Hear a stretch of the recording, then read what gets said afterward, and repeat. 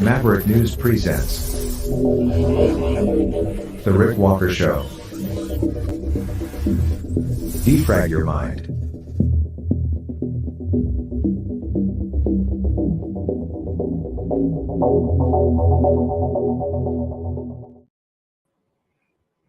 Good evening, Maverick family. Good evening, new viewers. Welcome, everyone, wherever you may be.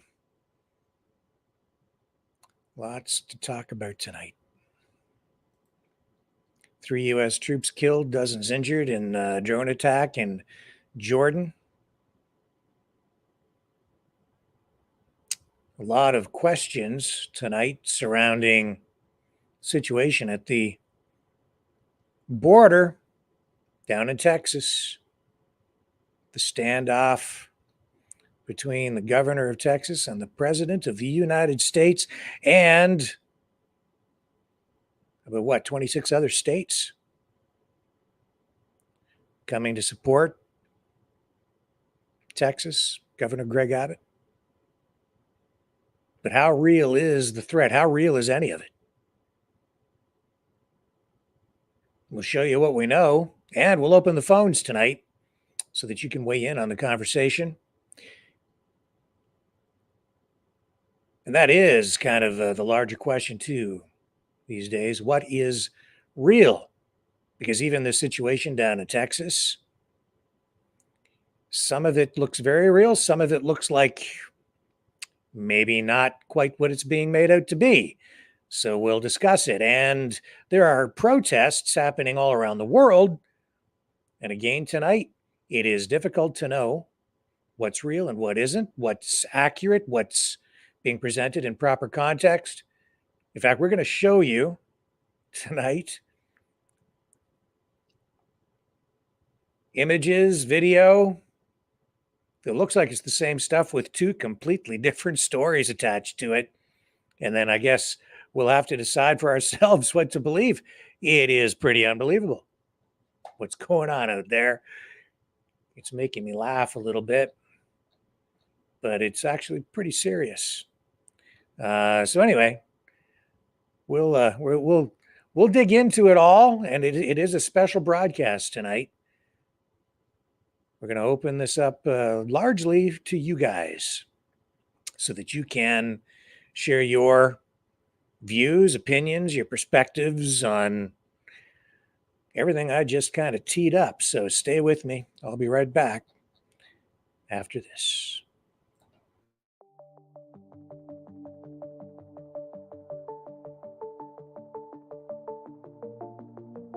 Greetings, brave Mavericks. Our quest for truth continues. We go beyond fake news. Together we expose propaganda. Together we pull others out of rabbit holes. We are maverick thinkers. We are all unique individuals, defenders of individual rights and freedoms, credible, trusted, grounded in reality. Maverick News, Maverick News. Defending free speech, free speech. Donate at freedomreporters.com. Do it now.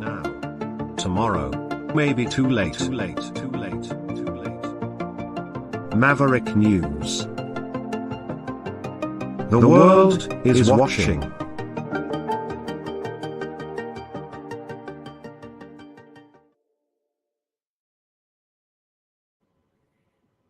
Okay, let's just lead off with what we know about these 3 U.S. troops killed, dozens injured, 30 injured, in fact, when a drone packed with explosives hit a base near the Syria border, northeast of Jordan, in northeast Jordan, rather. Now, these are the first U.S. deaths in many months of strikes by militant groups that the U.S. says are Iranian-backed since the Israel-Hamas war began October 7th. Still no names released on the victims at this point. The drone hit near a shelter where some troops were sleeping, according to U.S. officials. Some of those who were injured were airlifted to hospital. It is not clear exactly whether the injured troops were members of the Army or other services. President Joe Biden did issue a statement, and he says that the troops were killed by, in his words, radical Iran-backed militant groups operating in Syria and Iraq. He says, again, his words, "We are still gathering the facts of the attack. Today, America's heart is heavy." He goes on to say, last night, 3 U.S. service members were killed and many wounded during an unmanned aerial drone attack on our forces stationed in northeast Jordan near the Syria border.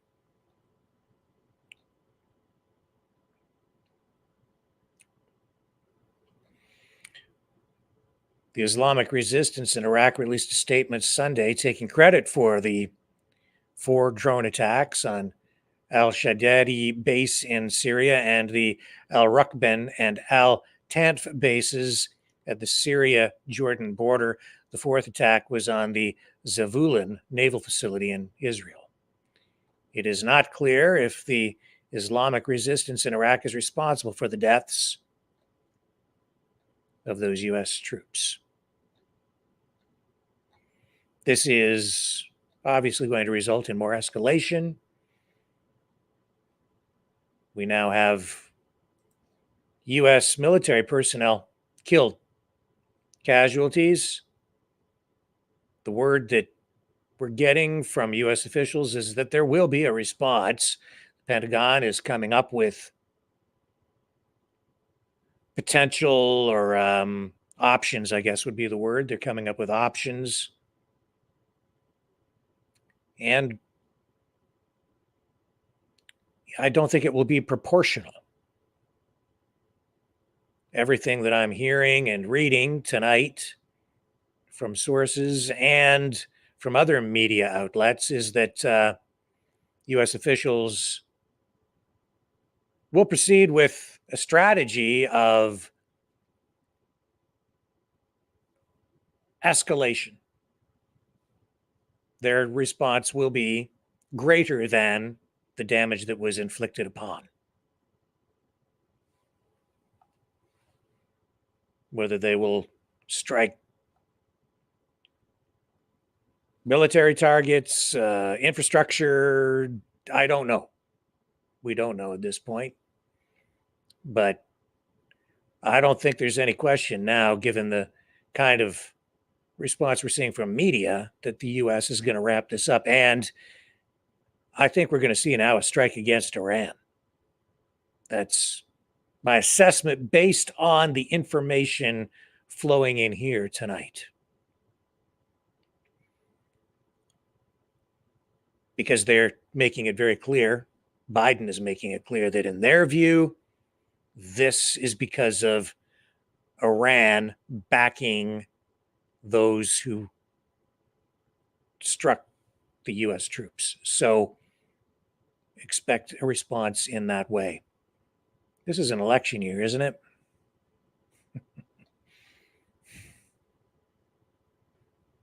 The economy sucks, doesn't it?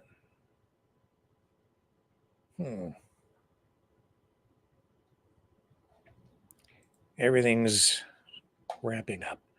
I think that's enough of that for tonight. Even though it is extremely serious, I think we have to kind of sit back and wait. We could sit here and speculate, but we have another crisis brewing, and that one is down at the Texas-Mexico border. The thing is, though, not really clear how much of a crisis it really is at this point. We've been told there's this giant convoy being organized. Fox News reporting that there were predictions of 700,000 trucks that were going to head to the Texas-Mexico border.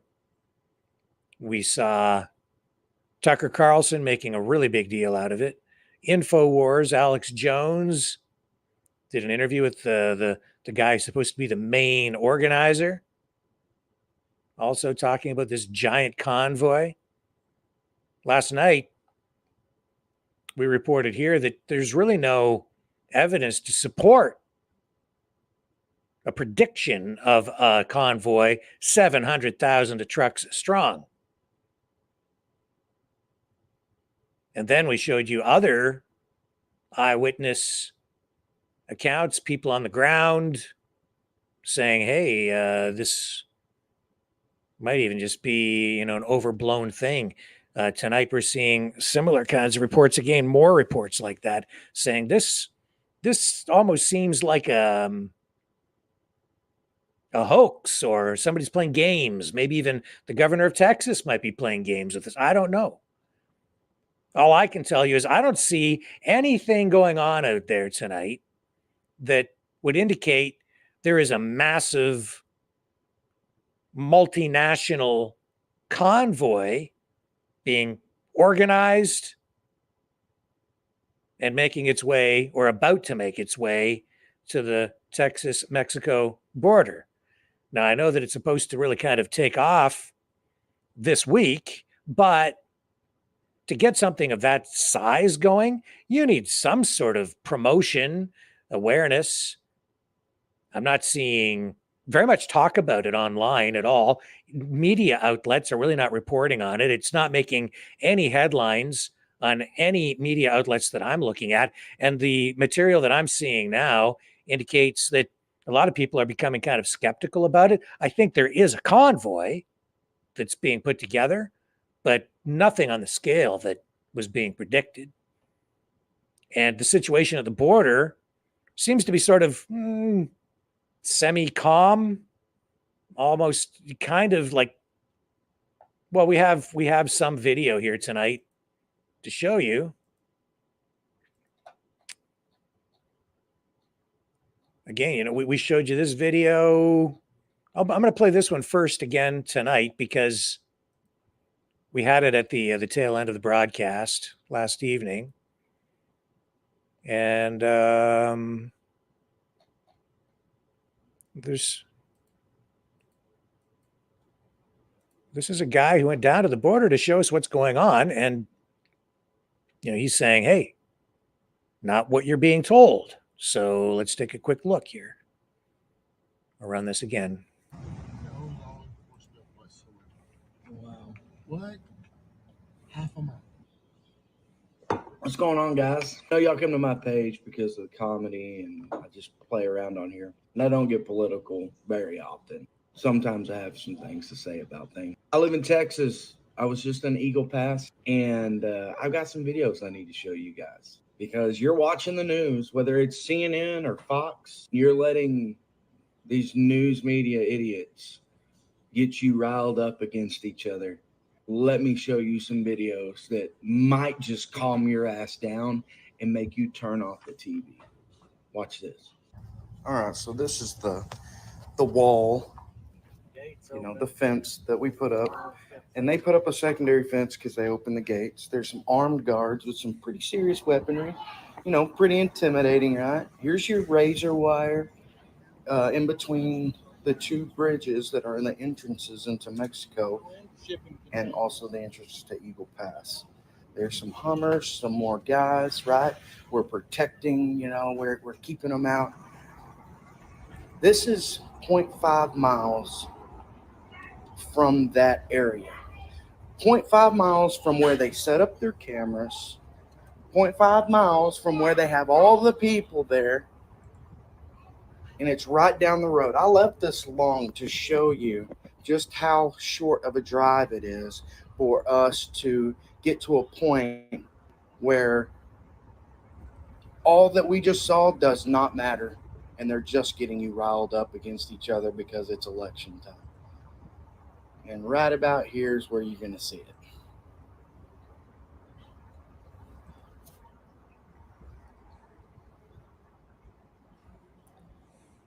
What's that? Where are the armed guards? Where are the AR-15s?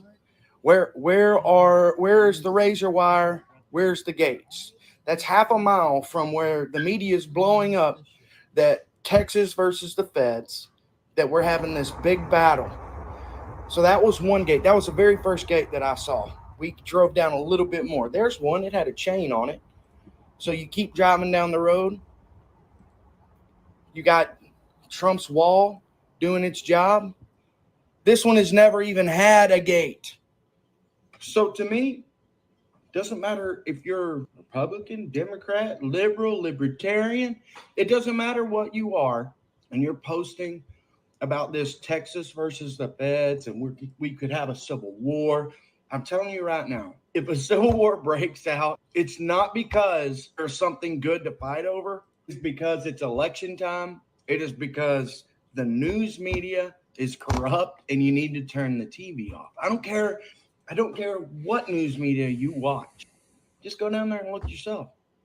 Go look. The things that they are saying that the feds and Texas are fighting about is a stretch that is not even a mile. How long is the border? They can just walk right over, and those gates keep going and going and going and going. I know you're thinking, well, just two gates. No, they're all open all the gates. It's a whole hoopla over this little bitty section in Eagle Pass in between a bridge and a bridge. Only place that there's guards. So if you can't get in half a mile of our border, you just walk down the road and you go across the border there. All you folks posting about this, you picked a side and you think you're doing the right thing. But all of you need to reevaluate the country you live in and the information that's being given to you. Because I wanted to be on the Republican. I wanted to push on the Republican side. Hell, I'm from Texas. I'm in the middle no matter what usually, but I wanted to lean towards that side. And once I got down there, I was like, nope, I don't know. Believe what you want to believe. But I recorded those videos. No one sent me that. I don't know what else to tell you guys, but turn the TV off. And I'm seeing assessments from, I guess, freedom fighters, freedom advocates tonight who are issuing warnings saying, folks, stay away from the border. It's dangerous. You're being played. You can make up your own mind. I guess here's recently shot video from JLR Investigates down on the border. We brought you some of that material last night. Again, it doesn't look to me from everything that I've seen today like there's a whole lot of activity going on at the border itself today, but this was captured. This appears to be some sort of human smuggling taking place and shot from a distance, but you can see what appears to be some sort of a migrant drop-off happening. And just 1 second. I think we lost it. Here we go. I think we've got it going here. Music is Yeah. rubbish. So you're going to see, I guess, a van drive up here. And Well, we just crossed 133,000 subs. Appreciate that, everyone. Appreciate the support. The JLR Army channel is growing. okay, so this is going to, as I say,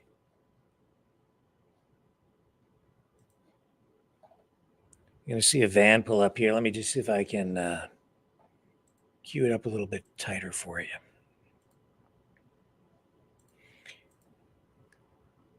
We've got some other footage as well of a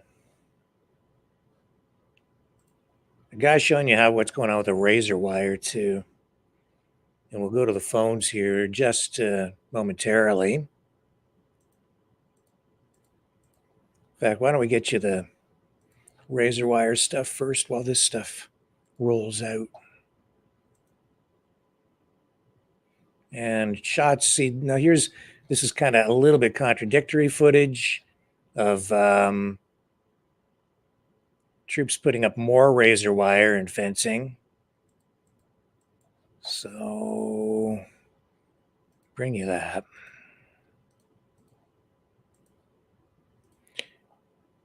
And I've also got the response to Biden from the Attorney General in Texas tonight. So this is footage of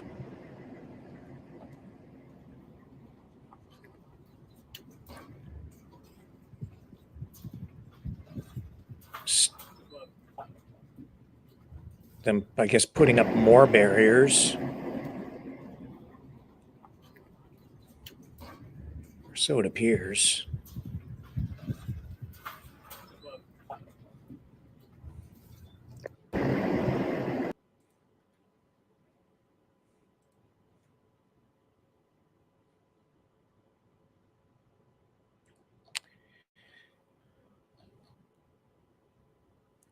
And here's the migrant exchange taking place. Okay, so I've got the migrant exchange happening here now. And I'll show you that. Look at this. That's Border Patrol. That's Border Patrol. So Border Patrol does go in. That's Border Patrol. It has green on it.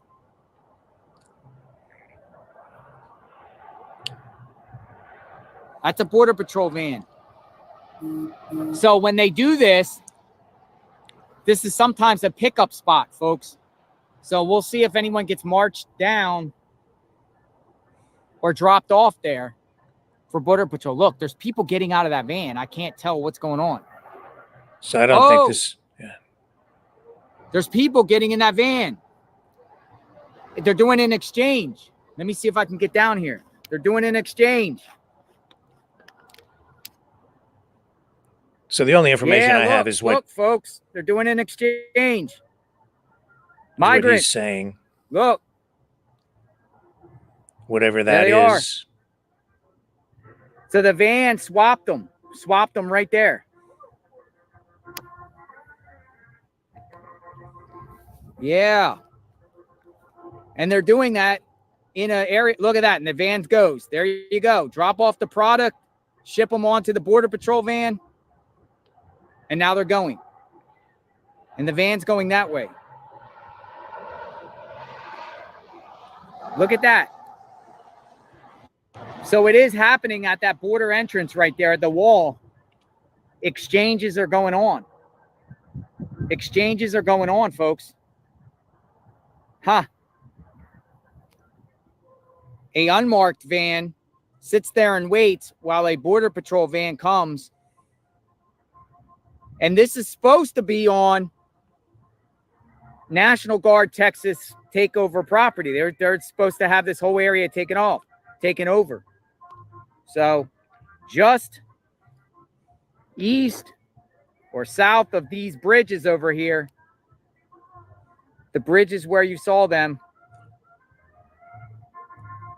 people are loaded onto the Border Patrol truck. Now that Now that van will most likely turn left. It will go up the road, most likely to the detention center. Up the road.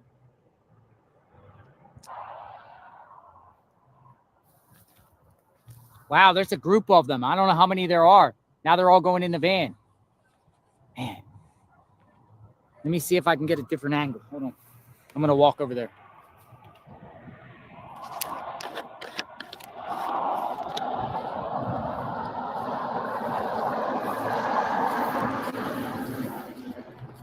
I'm going to see if I can get a different angle over here. It's going to be hard because they got that tree there.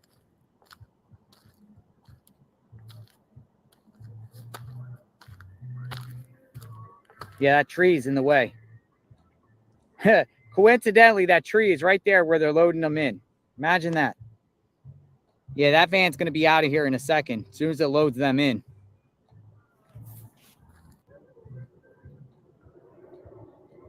Oh, there it goes.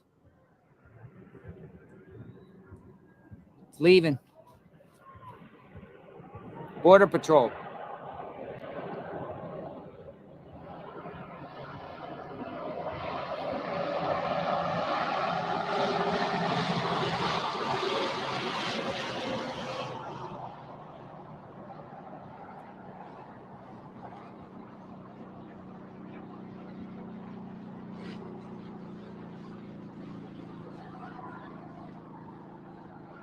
And there it goes, most likely to the detention center. I think it's 277 north between here and Del Rio, up by the Maverick, up by the Maverick airport. There's a huge migrant detention center. They were exchanging people. White van comes there, waits. Border Patrol comes, they unload, white van leaves, Border Patrol stays there in the van, puts people in the van, and now they're going north.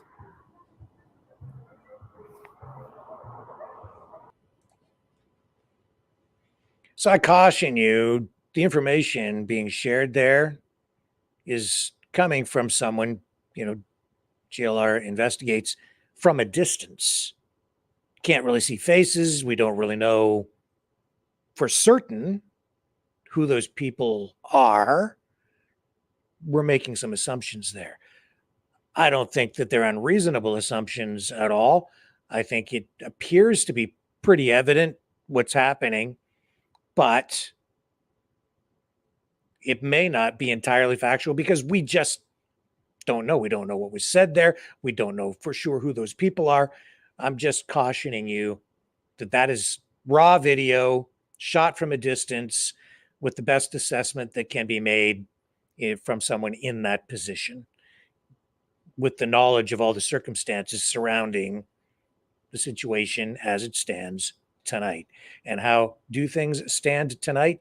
Well, we are seeing the governor squaring off with the president, and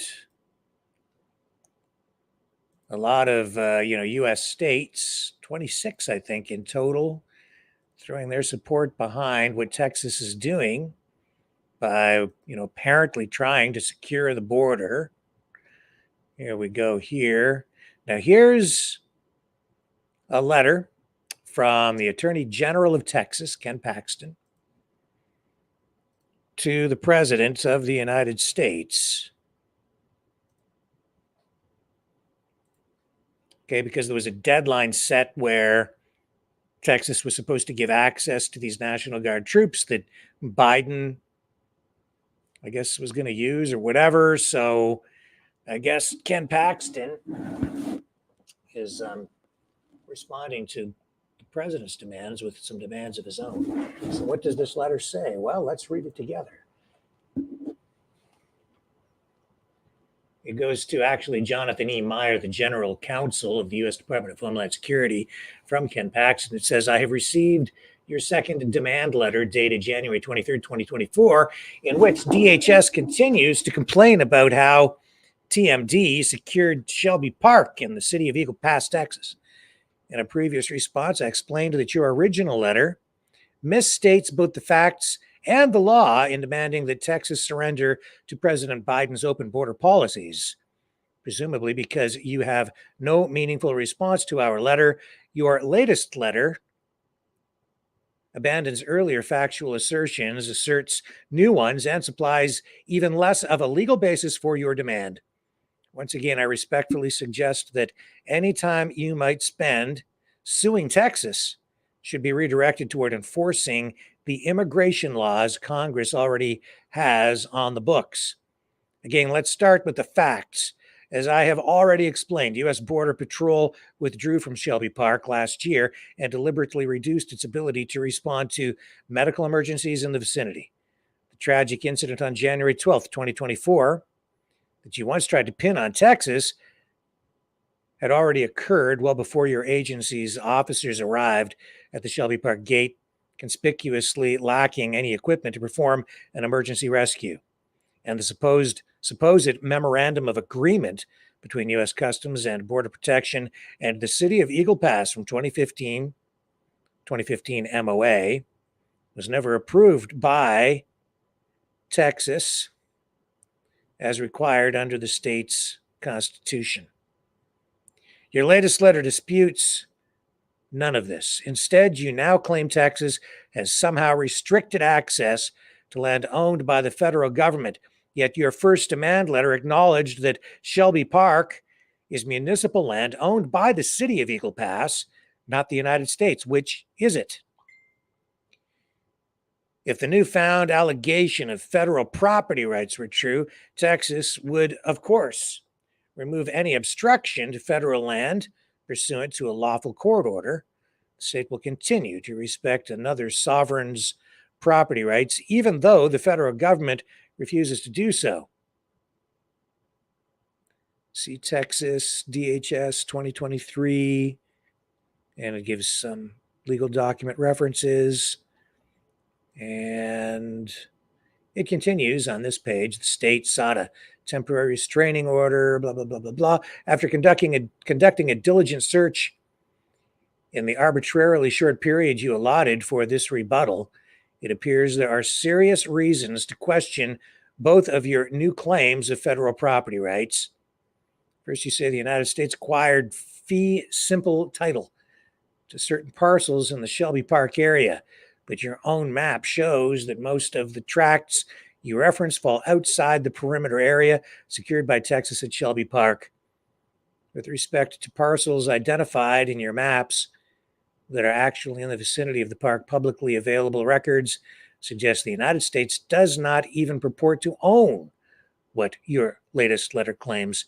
For example, the home-cooked map attached to your letter insinuates that the United States has title to every parcel on the west side of Ryan Street. It goes on. So there's a big dispute over who has jurisdiction over this park, which is an entry point for migrants. And the standoff continues is the bottom line, both physically and legally. And how serious is all of this, man? Well, depends on who you talk to. Depends on what videos you watch. Let me see if I've got this. Let me...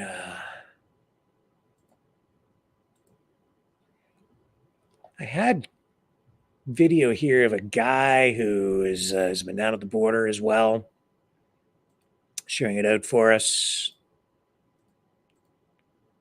talking about the razor wire.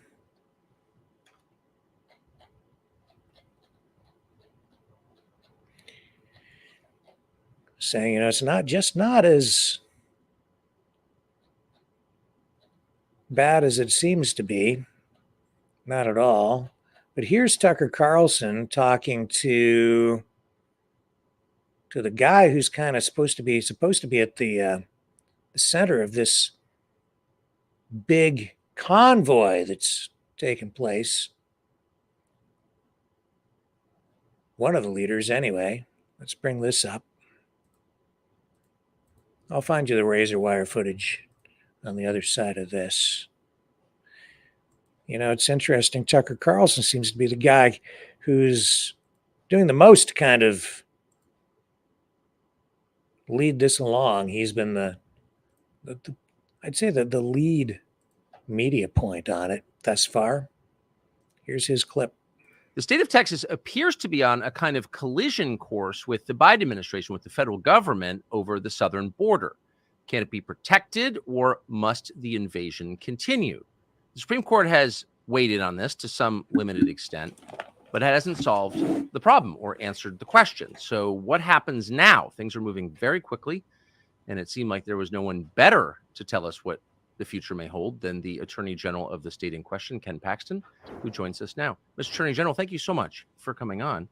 So that's the question. Where does this go? It seems like there are two large forces speeding toward each other, no one's swerving. What happens, do you think? You know, I don't think anybody knows exactly what happened, because we're in uncharted territory where we have a federal government that is largely not just ignored federal law, not just ignored their constitutional role to protect the state and the country. They're actually participating with the cartels and bringing people here as fast as they possibly can. I just don't think we've ever seen anything like this in our country, where we have a federal government not doing their job, but affirmatively working with bad people to do bad things to the country. I don't remember anything like this. So can I just ask you something? Since you're a law enforcement, you're the chief law enforcement officer of your state, can you assess whether what the Biden administration is doing now is, strictly speaking, criminal? Are they breaking the law in how they're handling the border? I think they are. I mean, they're taking federal law and dismantling it. He has a constitutional duty to implement what has been put in place by the elected representatives. Yes. And he's just not doing that. And he's making up his own rules as we go that allow the cartels to gain a foothold, a really strong foothold in the United States, not just in my state, but really across they're building a network across the country so that they can keep doing this well after Biden's gone. So just to like the next few days or weeks or months or who knows, the Biden administration has effectively threatened your state and said you've got 24 hours to do something. What are they demanding that you do, and where does this go short term, do you think? You know, I'm not exactly sure what we're supposed to do. I mean, is it we're supposed to let them help them cut down wire and fences? We weren't ordered to do that by anybody that I know of, and so we have no obligation to help them violate federal law, and we're not going to do it. And I don't think Abbott's going to give in. I certainly don't plan on giving in. So they're pushing us to help them, and we're not going to help them violate federal law. We're going to try to defend our border the best we can with the resources we have. And, you know, my job is to do it in court. Abbott has other resources at his disposal, and I hope he uses every single one of them to stop this. There's not one power center in this country, the media, the government at all levels and both parties, big business. There's not one power center in the United States that would like to see secure borders. And so, of course, we haven't had secure borders, and now we're being invaded, and no one's really doing anything about it. So it's just a matter of time before citizens who love their country, in many cases who have served their country overseas, decided to get a little more active in protecting their country. And that's why we're about to see the Take Our Border Back convoy. It begins on January 29th. Truckers, bikers, anyone who wants to come and protect the United States and demand that our government secure our southern border is welcome. They'll be driving to Texas, and one of the people who will help them navigate that state is Doc Pete Chambers. Chambers is, true to his title, a physician. He's a former Green Beret. He was recently down in Eagle Pass, Texas, and here's part of what he saw. Doc Chambers from Eagle Pass, Texas. Today's the 18th of December. We're out here at the point of entry. 5,000 are sitting on the ground right now. It's increasing as we go along. Information that we've received says another 7,000 should be processed through this particular point by morning. Joe and I have been here many times. Last time we were down here, we were in uniform, and now I'm a civilian and in the Army of God. So we'll keep telling truths, and you need to get this video to your legislators and tell them, in the state of Texas particularly, this is out of control. So not surprisingly, Doc Pete Chambers has been attacked by dying legacy media outlets as a deeply scary person, because your country being invaded is not scary. It's all totally normal. We thought it would be worth talking to Doc Pete Chambers about what he expects to happen with this convoy and his role in it. He joins us now. Dr. Chambers, thank you so much for coming on. It's great to be here, Tucker. So what can we expect with this convoy? Can you describe what it is and what its purpose is? Right. This is a peaceful assembly. This is what we do as Americans. This is how we shed light to a subject. This shedding of the light will result in exposing really what an open border policy looks like. Yes. We know we know the problem sets in Texas, but literally I promise you this, that 40 miles north of that border, there will be people that will never have heard of the border problem because they just watch mainstream media. Yes. And so this is what that is about. And so can you tell us the route of the convoy and who you expect to join it? Right. So right now they're going to be leaving out of on the 29th, Virginia Beach, which is where the 1607 Covenant, the landing, which signified the John Smith landing in 1607, where they planted a cross on the beach and said, "Hey, this is a covenant to this nation, to God." And then they're going to leave from there, and they're going to go down through Florida. They're going to cut across Highway 10 through Louisiana, Baton Rouge, Houston, into Dripping Springs, Texas, where I'll be working out of, and then on to near Eagle Pass. Now, I'm part of the advisory of this, and as I advised, I used to be in that same unit that's down there. That's the unit that has a streamer on it from the Alamo. It's a very historic Texas unit. And so they are down there holding the line. And I know those soldiers. I worked with them. I took care of them as a doctor with Operation Lone Star. They're busy. So the convoy is going to go just a little bit just a little bit to the north, really, in an area about 30 miles away in Quemado, Texas, to a children's camp. A beautiful lady down there who has taken care of orphans and widows. You can't write this stuff in a book. I couldn't make this up. But she was overrun, first of all, by the COVID mandates that said you got to shut down. You can't keep running this shelter, number one. Number two, she was overrun by the numbers of volumes of illegals that were coming through her neighborhood, trying to get into her food pantry. And then number three, the cartels are a significant presence in that area because that is the end point of where they do the end around. So we are looking at the bright, shiny object that is Eagle Pass. That's a bright, shiny object. Look here. The droids that you're not looking for, if you will, are just to the north, right in that location.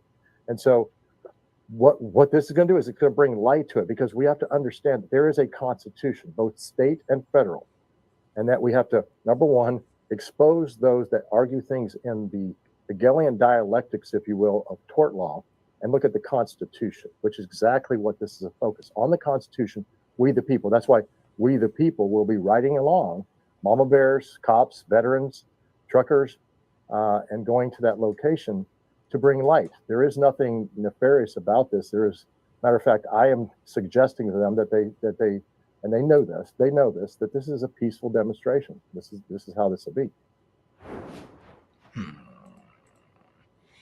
So I'm actually not seeing any talk about this on mainstream media at all tonight. We did have that report from Fox News yesterday, where they made reference to the predictions of 700,000 trucks. And that's not coming from Fox. That's coming from some of the people involved in organizing it. We were told that initially the convoy was being largely organized by people who were involved with that People's Convoy, which was inspired in the USA, that was inspired by the Canadian convoy. But that People's Convoy kind of broke down, turned into, honestly, a bit of a dysfunctional thing in the end. And that doesn't really inspire a lot of confidence. Then we saw one of the people who was the key organizer of the original People's Convoy then issue a statement that we showed you last night that said, no, we're not involved with it at all. So I don't know what's going on there. And I'm not trying to judge here. I'm just telling you everything that all the information. I'm just sharing all the information that I've come across. Now, we do have tonight a statement here from Fresh, Dr. Pete Chambers. Let me Let me get it up here for you. So this is fresh. This is much more recent than what we just saw from Tucker Carlson. And I have it for you here. This coming to us now from Mr. Chambers himself. Here we go. And one more thing. If you are going down there to, and you Hang on. I think we've got actually two in split here. So let's start with this one. This is better. Okay, so we'll run these back to back. We've got both of these from him, and this is his. This is what he wants to say to you guys. Hey, this is Doc Chambers. Low PT this morning, and it feels good. Try not to be old. While running, I decided to share that this ultimately is a failure to communicate between we the people and those that are charged to be the magistrates to interpose for us, we the people, to speak for, to share what is our concerns, what are our concerns, and get those out. I think we're going to be okay on that, because this organic movement that is not being squashed by fear-mongering and by the threats of infiltration like the January 6th stuff, this is not going to happen, because there will be accountability for that, and that's why it's so vitriolic right now. This is a convoy going to the border, not associated with any other convoys, of freedom-loving people who peacefully will assemble and go down and shed light to this subject, the Constitution and the open border policy. So stand with us, understand that's what it is. Drudge Report and all those other crazy reports about the army of God, that's sheer craziness, bro. All right, craziness. Lots of slander, lots of potential for lawsuits. Not me, maybe, I don't know. Depends on what the lawyers tell me. But that's not what this is about. This is about freedom, and this is about courage, and this is about fear-mongering and the lack of communication that's taking place. I believe that this will result in communication, which will be beneficial for all of us to move forward as a nation, as we the people. Race, color, creed, religion, sex, national origin, doesn't really matter. Okay, we'll get you part 2 of his statement. And again, this is what he wants to say to you. So let me share it with you. Here's Mr. Chambers continuing. And one more thing. If you are going down there to, and you are in some sort of official capacity, and you're working for some sort of entity that is trying to create chaos and to divide Americans, stop. Okay? You live in the same country with us, bro. All right, you live in the same country as us. So stop. Because this is, as united we stand, divided we fall. You can't divide us anymore. You got to stop doing that, man. This is for you specifically. You know who you are. And you're looking at this and you're going, this guy's lost his damn mind. I haven't lost my mind. What I've lost is trust in the government that I served for a long time downrange, and put a lot of brothers in body bags. So if you just pay attention to what's happened, you'll understand why I am not just sitting on the ranch raising cattle, but I am still standing to protect that Constitution. It's that simple. So this message is for you. Do the same thing. Because if you start going after these people and trying to trap them, you're going to be found out. There's too much momentum on the other side, bro. So just let it go. Just let it go. Stop working for that entity, because they're just going to tear you down. They're going to use you like Kleenex, just like they did to me. We've been used. And it's okay, because we stood for what was right. And we stood for freedom. And we came home. And we hugged our loved ones. And we took care of the ones who lost their family members. That's what we do. Stand up for what's right. Doc out.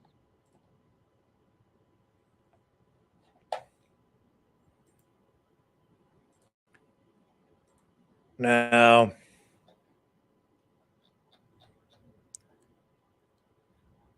we do have also that video of the guy who went down there to take a look at the razor wire for us all. Let's bring that up here. And, you know, his assessment a little bit different again. Let me just share that with you. This is from Proud Army Brat. Here we go. This is what's happening.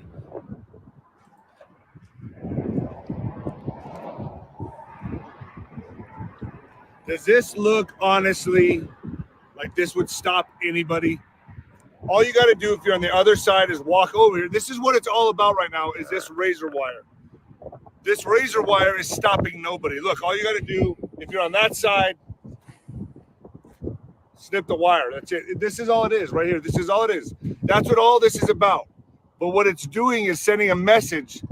All it's doing is sending a message to the other side saying, hey, we don't care. It's a free-for-all. Come on in. That's all it's sending. That's all it's doing is sending a message.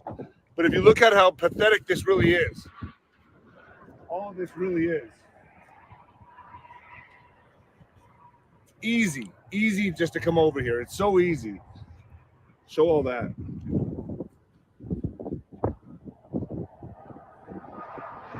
The main concern for me is how there's no water. There's no water in the river at all. I mean, it's easy just to walk over, as you can see. It's a joke. And Governor Abbott, for 3 years, have just been letting people in millions at a time, and now he's making a stand over this. Over this? That's what this is all about? I'm just trying to put it in perspective for people. That's all I'm trying to do. The truth is the truth, no matter how it looks. And that's the truth. Take a look at it one more time. This is what it's about, America, right here. This cheap wire that they can come over here and cut themselves.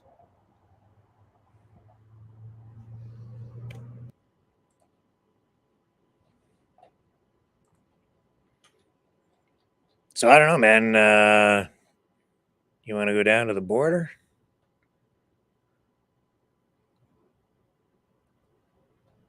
I just don't know. But here's other video of trucks bringing in more razor wire and fencing. Share that with you.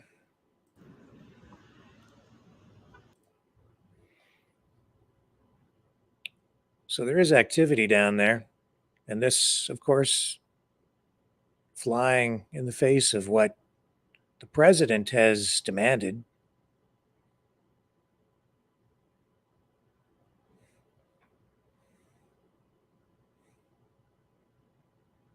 We shall see where this goes. Some people taking it as far as predicting this is going to erupt into a civil war. This could be a flashpoint. I don't think so. Not this. Can't see it happening. Now, you get a lot of people down there, big mob, big protest,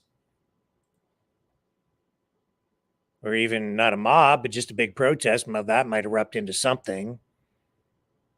But is there enough going on here to erupt into or cause a civil war?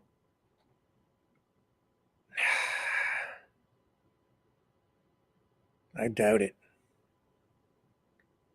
To me, that seems like it just smacks of sensationalism to me at this point, from what I'm seeing. There's no way they're going to get 700,000 trucks. They do not have enough time. There's not enough organization. They're not getting enough traction on media to get the word out there. You're hearing from Mr. Chambers there on Tucker. He's been on InfoWars. He has a little bit of reach on social media, but I just don't see it expanding far enough or fast enough to get 700,000 trucks. Not to say they're not going to have a convoy. Obviously, they have something going on. I'm not trying to, be negative about it or anything. I'm just trying to give you accuracy. So, and I think honestly, to me, what I'm seeing, it's more of a relief tonight than anything, because I don't want to see a civil war. I don't think we're there. Not with all of this. It's a serious situation, but not that serious yet. Let's take a little break. What we're going to do is I'm going to touch on a few other stories that I think are important tonight. I want to acknowledge and share with you. And then we'll go to the phones so you guys can join in on this conversation. And if you like, we can come back and talk more about this issue tonight.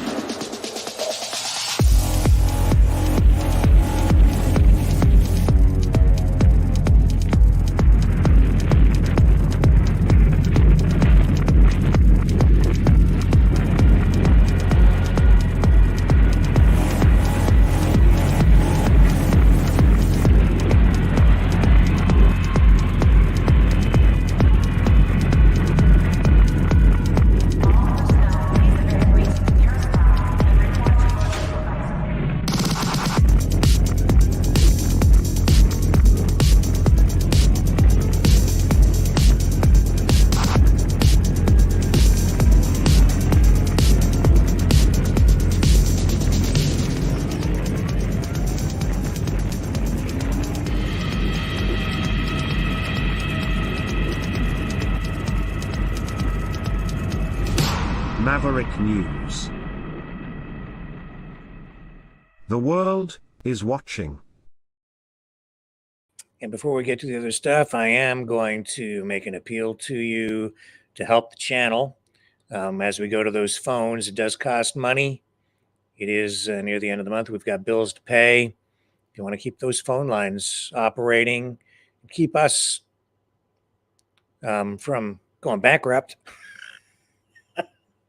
then it would be great if we could get some donations happening. You can support the channel at maverickdonations.com. You can also donate at freedomreporters.com. Would really appreciate the help. What else can I say? It costs money to run this thing, more than people realize. A lot more expensive than the expenses are there in a more substantial way than people know. So certainly could use a little more help this month. We do have these shirts.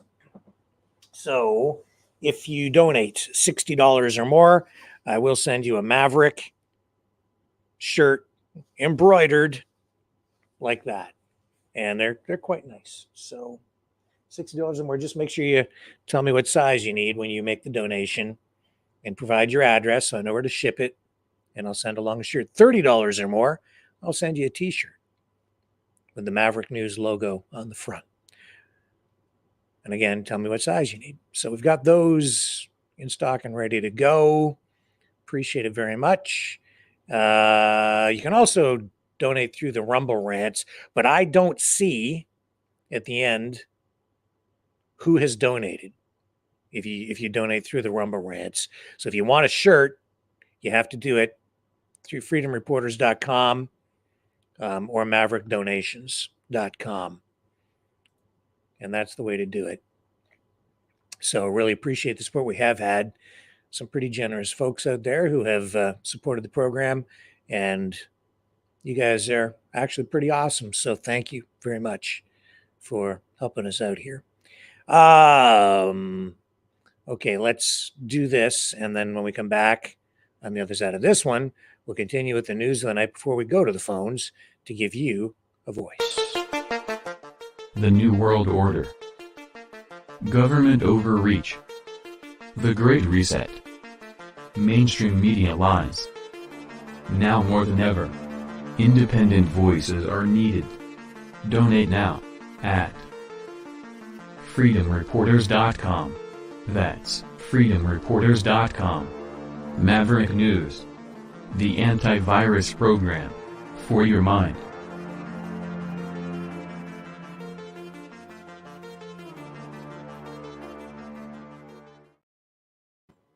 Okay, I'm back. So, as we see this convoy protest ramping up down in the U.S., getting ready to head to the Texas border starting tomorrow. However big it might be, I don't know. We're also seeing these protests in Europe and other places. And as I indicated last night, it's been very interesting because it seems like there's a coordinated online campaign of sorts. It seems to have coordination where they're showing videos, sometimes of even Canadian truckers, old footage, I think, of the Canadian convoy. There's the reports that we're getting. People in other countries seeing that stuff to indicate that Canadians are rolling here now.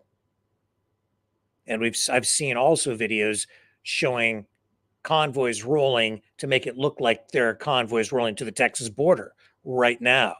Haven't seen that actual. That's not actually the case. There might be some trucks rolling, but not in the numbers that I've seen on these online videos. The point that I'm making is some of these protests in Europe are being portrayed in different ways. So specifically tonight, I've seen footage of these protests in Germany, and these appear to be massive, massive protests. On one side, they're saying it's protests against the government and farm regulations. On the other side, we're being told that it's protests against the populists, the freedom fighters, and the far right. And a lot of it looks to me like it's exactly the same footage, or footage from the same event, if nothing else. So it depends on how it's being portrayed. So here, let me show you. Again, difficult to know what truth is when you see this kind of stuff. So here's this footage. And this is saying in Hamburg, Germany, tens of thousands protest against the far right. This is supposed to be from today. And they said that the rally had to be cut short due to safety concerns because of crowd size. And the wave of protests against the far right is supposed to continue through the weekend. But this is supposed to be today. And again, I mean, and this has received at least 3 million views, this footage. So let me show you. Here we go.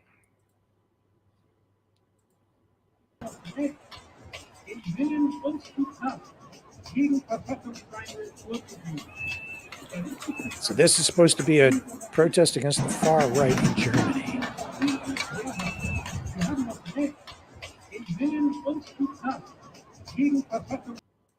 All right, so we got that.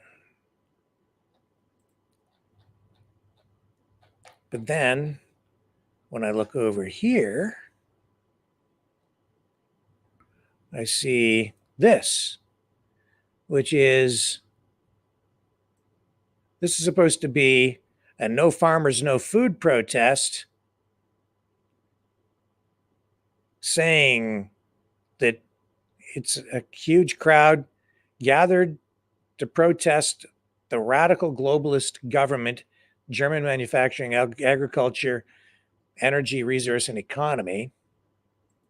Well, the bottom line is this looks honestly like the same protest, just at a little later time in the day to me. I just don't know. Here we go. Let me show you.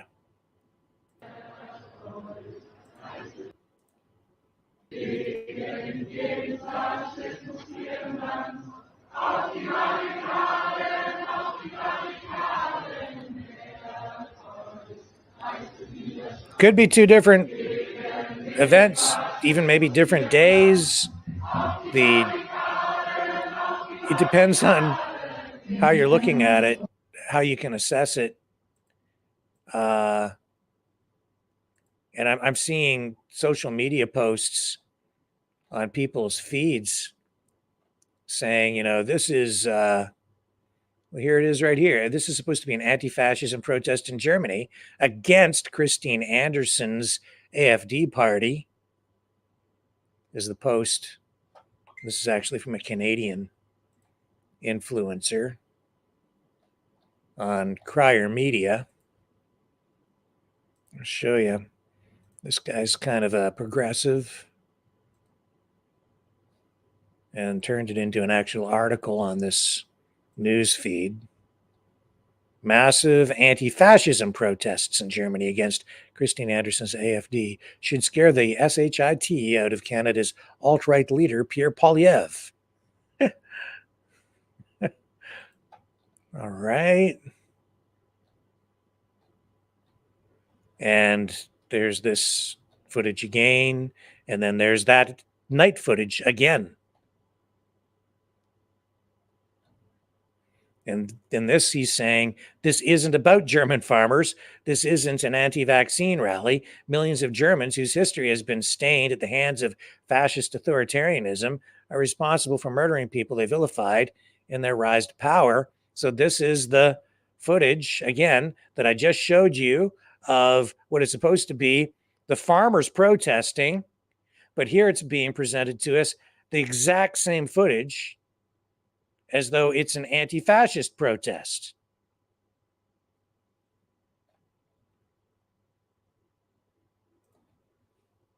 Which is it? I mean, it's the same.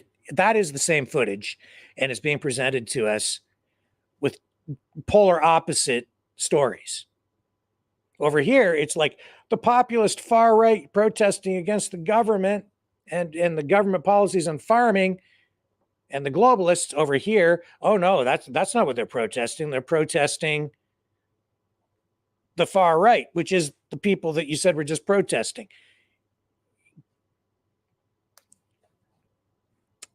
Appropriating the protests. Protest appropriation. I don't know. You believe whatever you want, man. Now here's another photo, and there is like is that an LGBTQS plus flag in the background right over there? That a rainbow flag? Is that what that is? Not sure. A little too far away.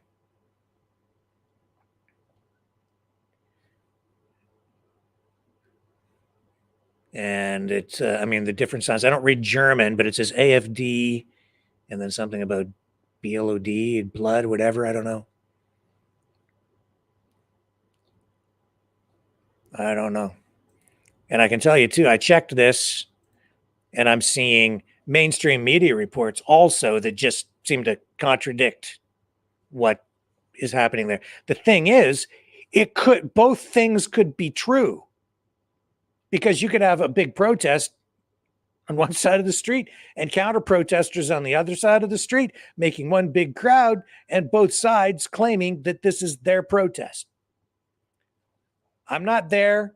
I'm like you. I can only assess based on what we're being fed through social media. But there is an example of information being given to us that makes it very difficult to know really what the reality is, what the truth is. I don't know. There's no way for me to know. Probably somewhere in the middle. Now, also, the Mona Lisa. Come on. What is it with these environmentalists?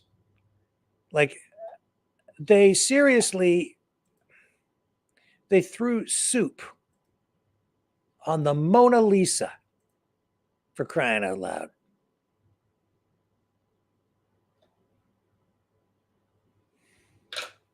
I've got the footage. Let me show you.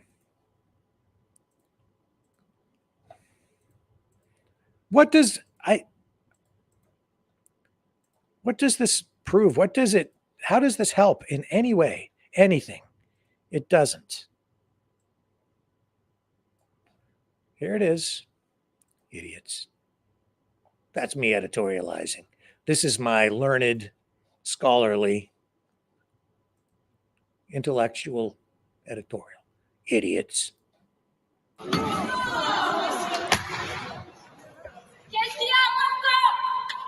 Qu'est-ce qu'il y a de plus important? At the Louvre. Notre système agricole est malade. Les agriculteurs un Français ne fait pas tous ses repas tous les jours. On va vous demander d'évacuer. On est riposte alimentaire et on demande la mise en place de la sécurité sociale et de l'alimentation durable.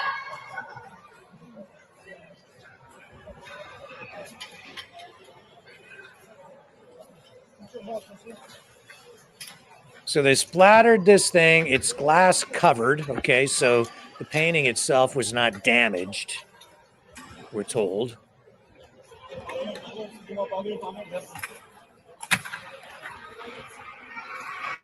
Happened around 10 a.m. I can't think of a painting that is more famous and maybe more important to the world than that. And they threw soup on it. Zero respect for anything.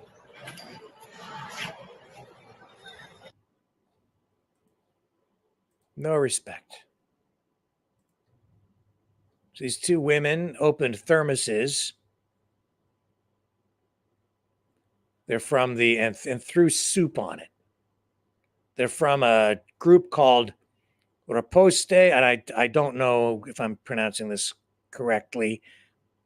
Alimentaire or Food Response is the name of the group. And that glass, I guess, is bulletproof.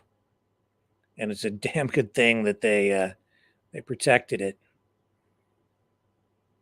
So these women have been identified as Sasha and Marie Juliette. Sasha is 24. Marie Juliette is 63. I don't have a last name here. They crossed behind that protective wooden railing, and then they stood on both sides of the painting, called for the integration of food into the general social security system. Socialists achieving nothing. They showed it in France. 1 in 3 people skip meals due to lack of means, or that's what they said in a statement that was posted in French. And it goes on, their statement says, and at the same time, 20% of the food produced is thrown away. Our model stigmatizes the most precarious and does not respect our fundamental right to food. How does throwing soup on the Mona Lisa help? Other than to say they got attention. I'm sitting here talking about it, so I guess they got what they wanted in that way, but I don't think it's going to solve the problem with poverty and starvation.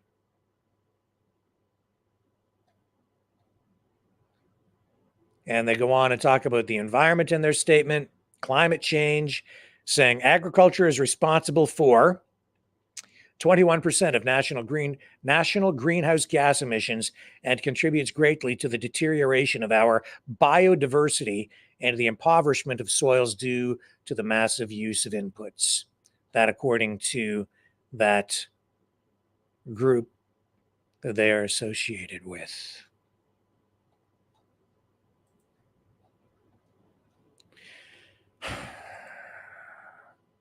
Idiots.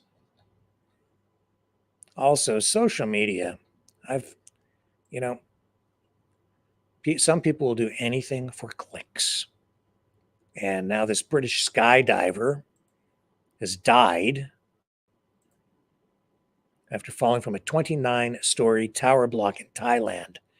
The guy's name was Nathy Odinson, and he was trying to jump off, do it like a base jump off this tall building in Thailand.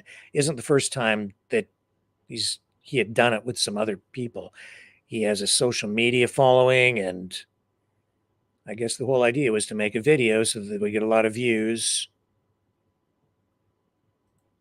I'll show you his picture. Didn't go as planned.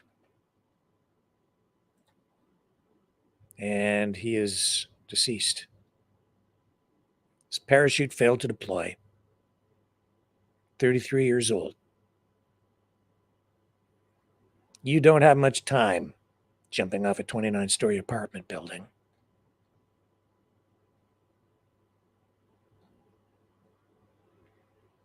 It was being filmed by a friend.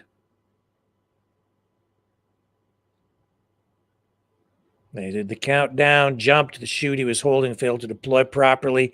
He landed in a tree and then hit the ground.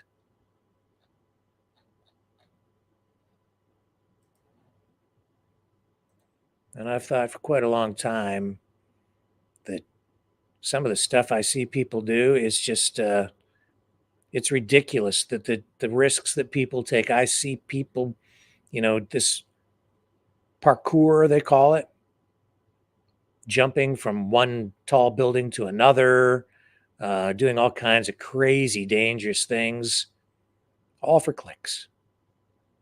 Used to concern me, like I see, still does. I see kids in parks doing crazy stunts too that they see some of these guys doing.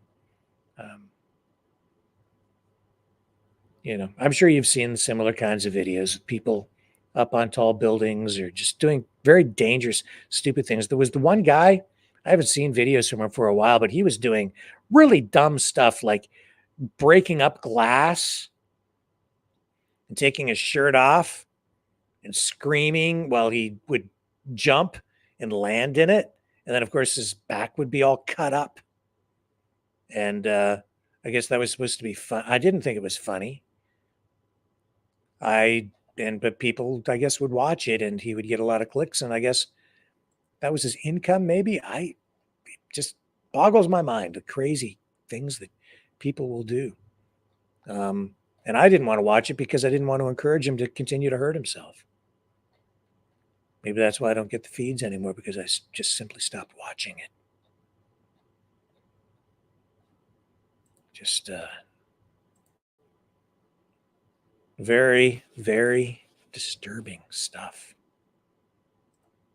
I think you almost have to have a mental illness to do things like that to yourself. Anyway, other conflicting videos here. I won't show them all to you tonight. It's pretty self-evident. I mean, the point is, videos out there being used to sort of manipulate people, and some of them just being, the exact same protests, two totally different stories as to what they're about. In France, these protests are continuing as well. And I have to say, I think that some of this stuff has simply gone beyond what a protest is and has turned into, well,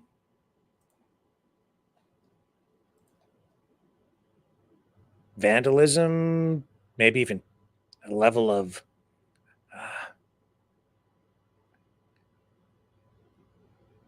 it's gone beyond protest into something that I think is illegal. And I don't think that it's necessarily helpful. I understand people's emotions. It's a strange thing, though, it depends on what side you're on. People will excuse protests for things that they support and then call the exact same types of actions by people they disagree with an act of terrorism. So, depending on what the cause is that's being supported by this protest, if you saw that, and this is a farm protest in France, and you see the the fire there. Or as we showed you last night, there was video of farmers using tractors with a backhoe attached to tear up asphalt on a roadway to disrupt and block traffic going into some municipal centers to disrupt supply chains. That's like vandalism. That to me is too much. Now you're getting into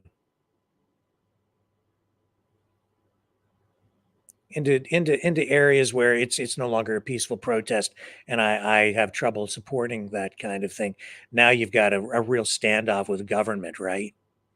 And you can see there, it looks like they were burning tires, and they were getting the tires off the roadway, I guess. And you see the damage that it did to the roadway. And I've seen lots of protests. I've been to protests where they've had tires burning. The tearing up of the asphalt, that to me, like, yeah, you can get charged for that. Making a political statement. Have we covered everything off that we really wanted to talk about tonight? I think we're about there. Yeah, I think we're about ready to go to the phones here. So I know a lot of you have been waiting for that. What I do have for you, though, special treat tonight. We have a new chapter in the Maverick Knights semi-animated series. So this is this chapter titled Texas Knights. Let me share it with you here now. I hope you enjoy it, and we'll come back and go to the phones. Knights in gleaming supersuits of armor, defending America's borders. Once a land known for its promise and freedom, Texas found itself in the midst of an immigration crisis. Thousands of desperate individuals, posing as refugees, flooded the border, overwhelming the system and straining resources. The situation became so dire that the governor decided to erect barriers to protect his state's citizens. However, unbeknownst to the governor and the people, a corrupt president had other plans. This president, driven by his own sinister motives, sent the National Guard to reopen the border, allowing the invaders to pour in unimpeded. It was a plot to weaken the nation from within, disguised as compassion for refugees. Deeply concerned about the truth being buried and determined to save their beloved country, journalist Sir Richard, also known as Maverick Man, took it upon himself to uncover the conspiracy. Sir Richard was not an ordinary journalist, he possessed a secret power. When he donned a special suit of armor, he became a formidable force, capable of superhuman feats. Equipped with his newfound abilities, Maverick Man assembled his team of like-minded super knights, who shared his passion for justice. Sir Leo, a skilled strategist and tactician, joined the cause, along with Sir John, a master of combat and weaponry. And to add an extra layer of protection and loyalty, they were aided by Cosmo the Super Canine Knight, a highly trained and intelligent dog. With their combined abilities, the Maverick Knights set off towards the Texas border, ready to face whatever challenges lay ahead. As they arrived, chaos ensued. The National Guard, under the president's orders, clashed with local law enforcement, causing confusion and panic among the refugees and citizens alike. Undeterred, the Maverick Knights, backed up with reinforcements from a convoy of freedom fighters, fought valiantly, utilizing their unique skills to protect innocent lives and expose the true intentions of those in power. Sir Richard, armed with his suit of armor, used his super strength and agility to swiftly neutralize threats, while Sir Leo strategized their every move and joined the front line pummeling invaders with his bare fists. Meanwhile, Cosmo the Super Border Collie went to work with Sir John. Armed with an arsenal of high-tech weapons, Sir John held off waves of attackers, providing cover for Cosmo, who fearlessly sniffed out the corrupt individuals within the crowd.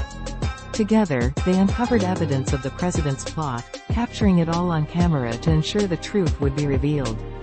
As the Maverick Knights fought their way to the heart of the chaos, the corrupt president's machinations were laid bare for the world to see. The nation, shocked and outraged, demanded justice. The governor, once skeptical of the Maverick Knights, now recognized their unwavering dedication to the truth and the safety of the American people. With their mission accomplished, the Maverick Knights became symbols of hope and integrity.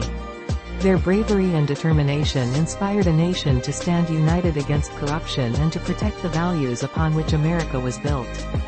And so, the Maverick Knights continued their fight, defending America's borders and ensuring that the beacon of freedom would shine brightly for all who sought refuge within its shores. Is this the future?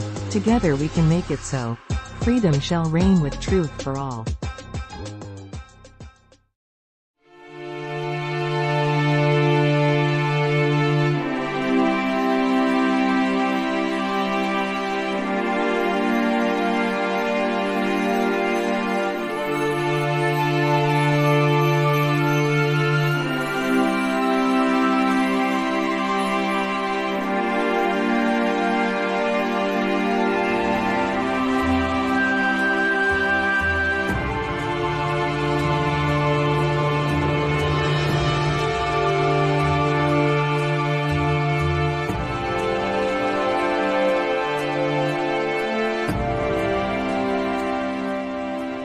Maverick News. The world is watching.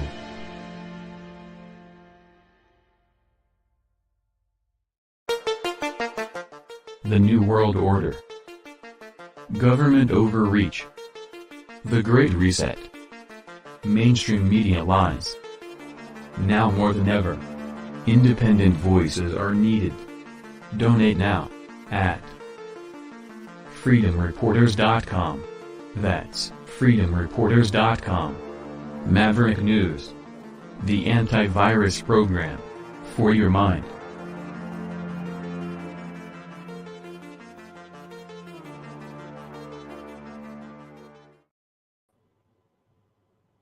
Okay, folks. You can call in at 1-833-975-3733, 1-833-975-3733. Call early, call often. Here's the promo to reinforce.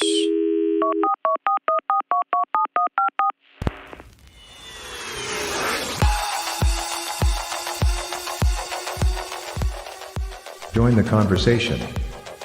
Call 1-833-975-3733. That's 1-833-975-FREE. Speak up. Speak out. Make your voice heard. Maverick News. Fighting for freedom by defending your right to free speech. Be a Maverick. Join us.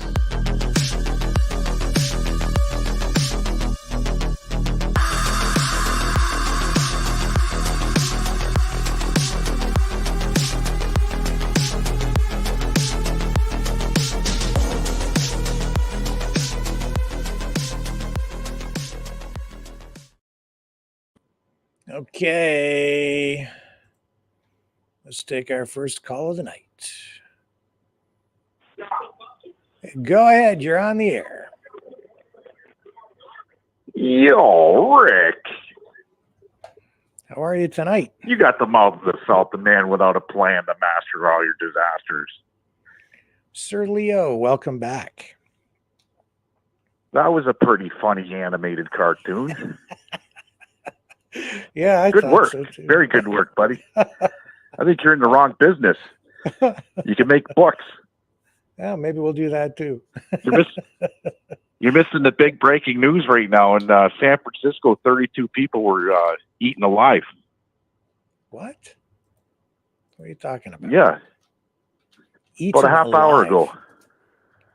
Yeah, by a bunch of lions. The Detroit Lions. Oh.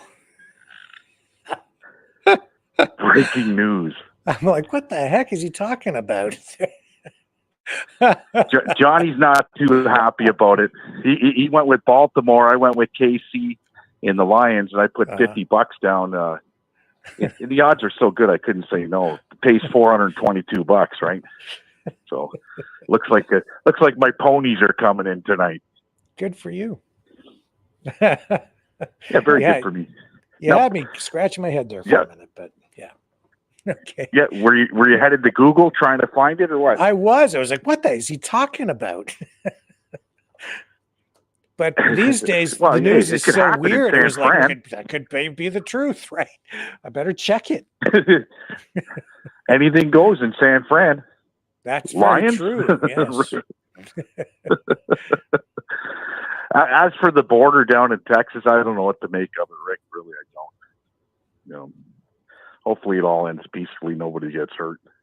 I think it will. I don't see, all the hype that was there even yesterday. It seems to have like died down or whatever. If there's a convoy that goes, I just don't see it, being a problem. To me, I think all the hype about it's going to be a civil war, and I can't see it now. I just don't feel that is the case at all. Well, what people better understand is if a civil war happens and everything shuts down, who's going to run the nuclear reactors and everything else? You shut down government, shut down people's jobs. Yeah. Okay. Who's going to run the vitals? You're not going to have people, I can do it. No, you got nuclear physicists. You're just not jumping into that trade overnight. Yeah. I mean, it is an unusual situation where you've got this standoff between different levels of government, the states against the Fed, right? So, and this is, I think, unprecedented in our lifetime for sure. Not since the Civil War have we seen this kind of division, but this is really more of a political standoff than a standoff involving citizens, except for the people coming in the convoy.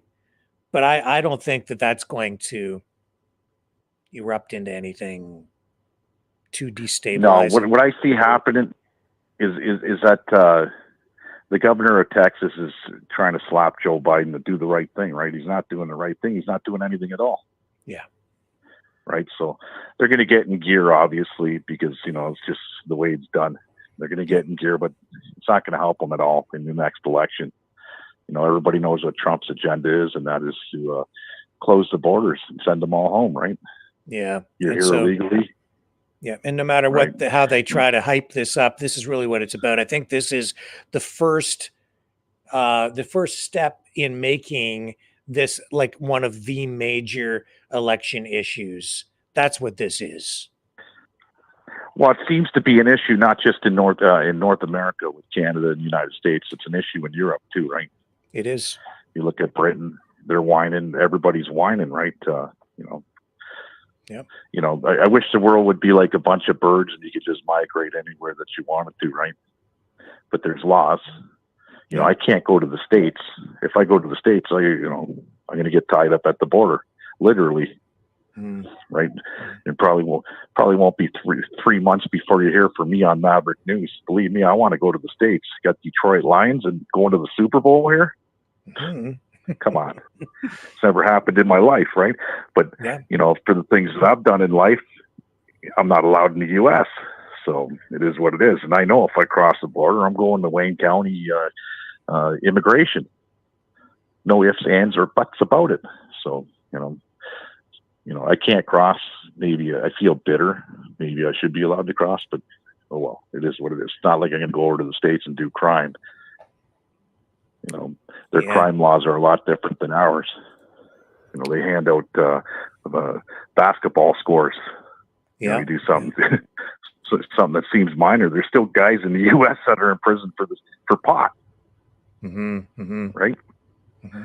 And pot's legal in many of the states, right? So, it is what it is. But I wouldn't worry too much, folks. Everybody watching Maverick and other media sources.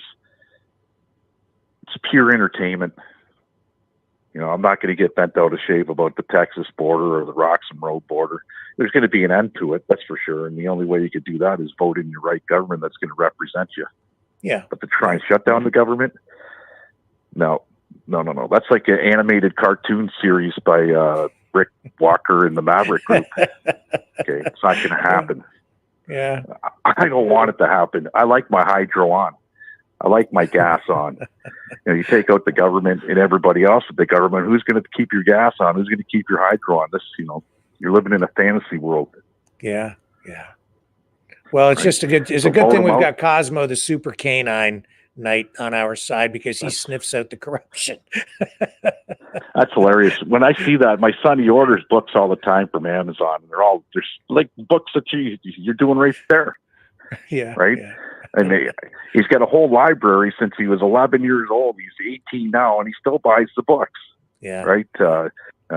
Different series, but it's all animated like your show that you just showed. And, he's got to have at least 200 books. I had to buy him a bookshelf for Christmas. That's how many books he's got, right? And it's filled. He needs another one. So, there's a market for that, Rick. Really, there is. Yeah. Well, maybe we'll do something with it. It is. Yeah. It is. Okay, you get to your next caller, sir. But go Lions, go! Everybody out there, it is America's team right now. They are the underdogs. They've never been to the Super Bowl.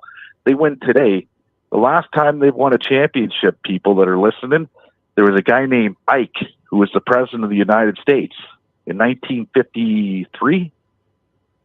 That's the last time the Lions have been this far. Wow! So I'm excited. Excited. Well, I'm happy for you. It's an exciting day, buddy. Have a good day, Rick. Thanks, Leo. See ya. Bye. All right, I'll be right back after this. Don't go away.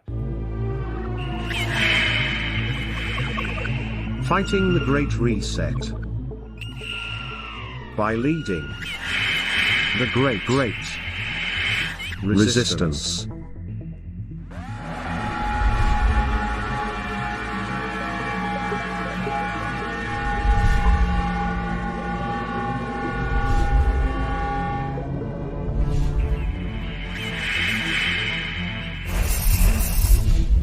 Maverick News.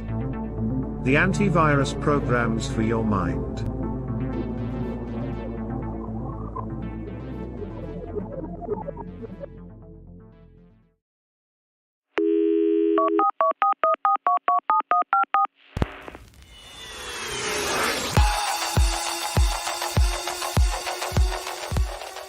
Join the conversation. Call 1-833-975-3733. That's 1-833-975-FREE. Speak up. Speak out. Make your voice heard. Maverick News. Fighting for freedom by defending your right to free speech. Be a Maverick. Join us.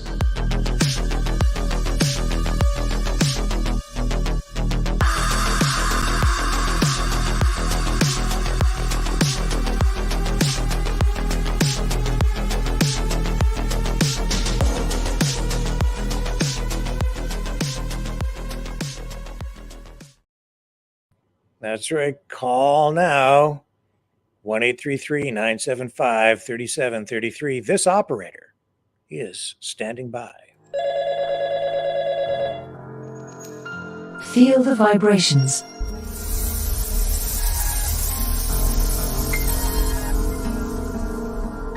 Our quest continues.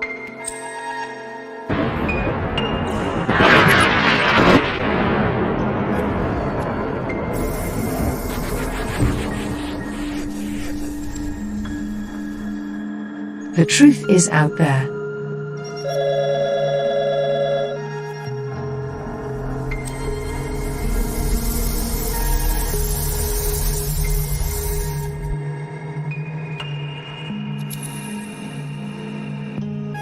We are Mavericks.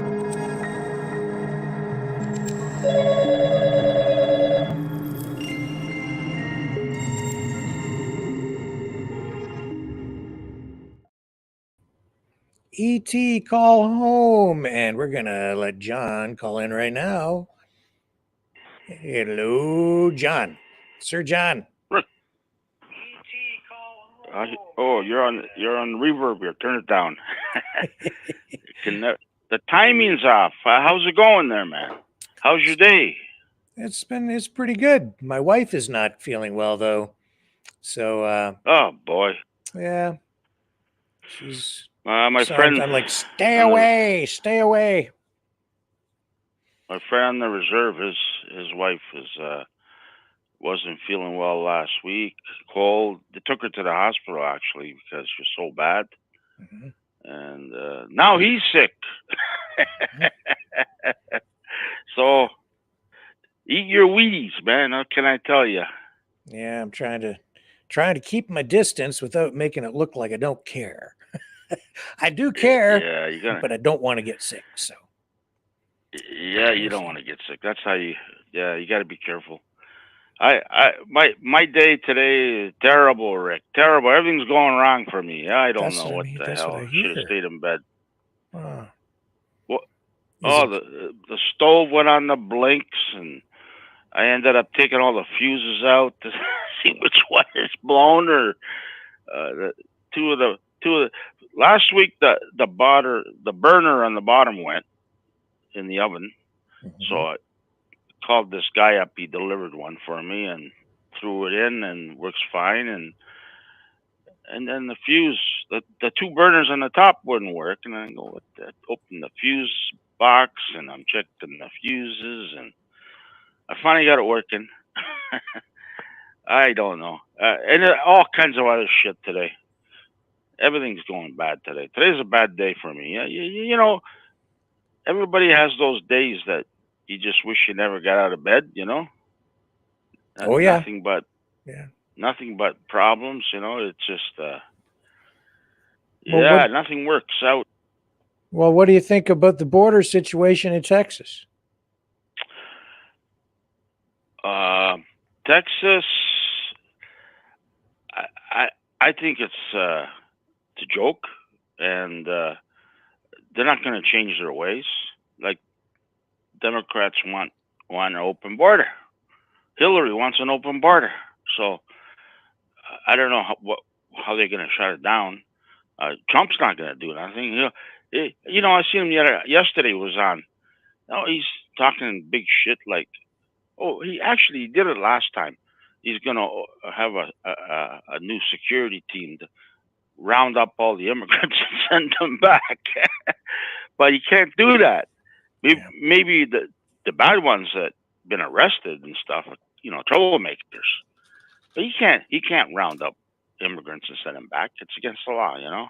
Yeah. So he talks a big show, but you know, last time he was in office, he did the same thing. I forget what he called them. It was they got rid of it now, obviously.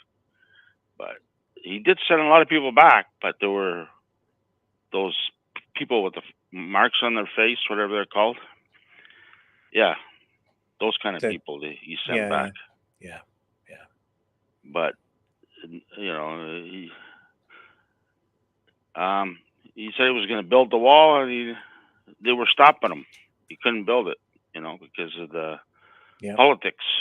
It's all politics. I'm waiting for the next election here in Canada. That's all I'm waiting for. I'm fed up.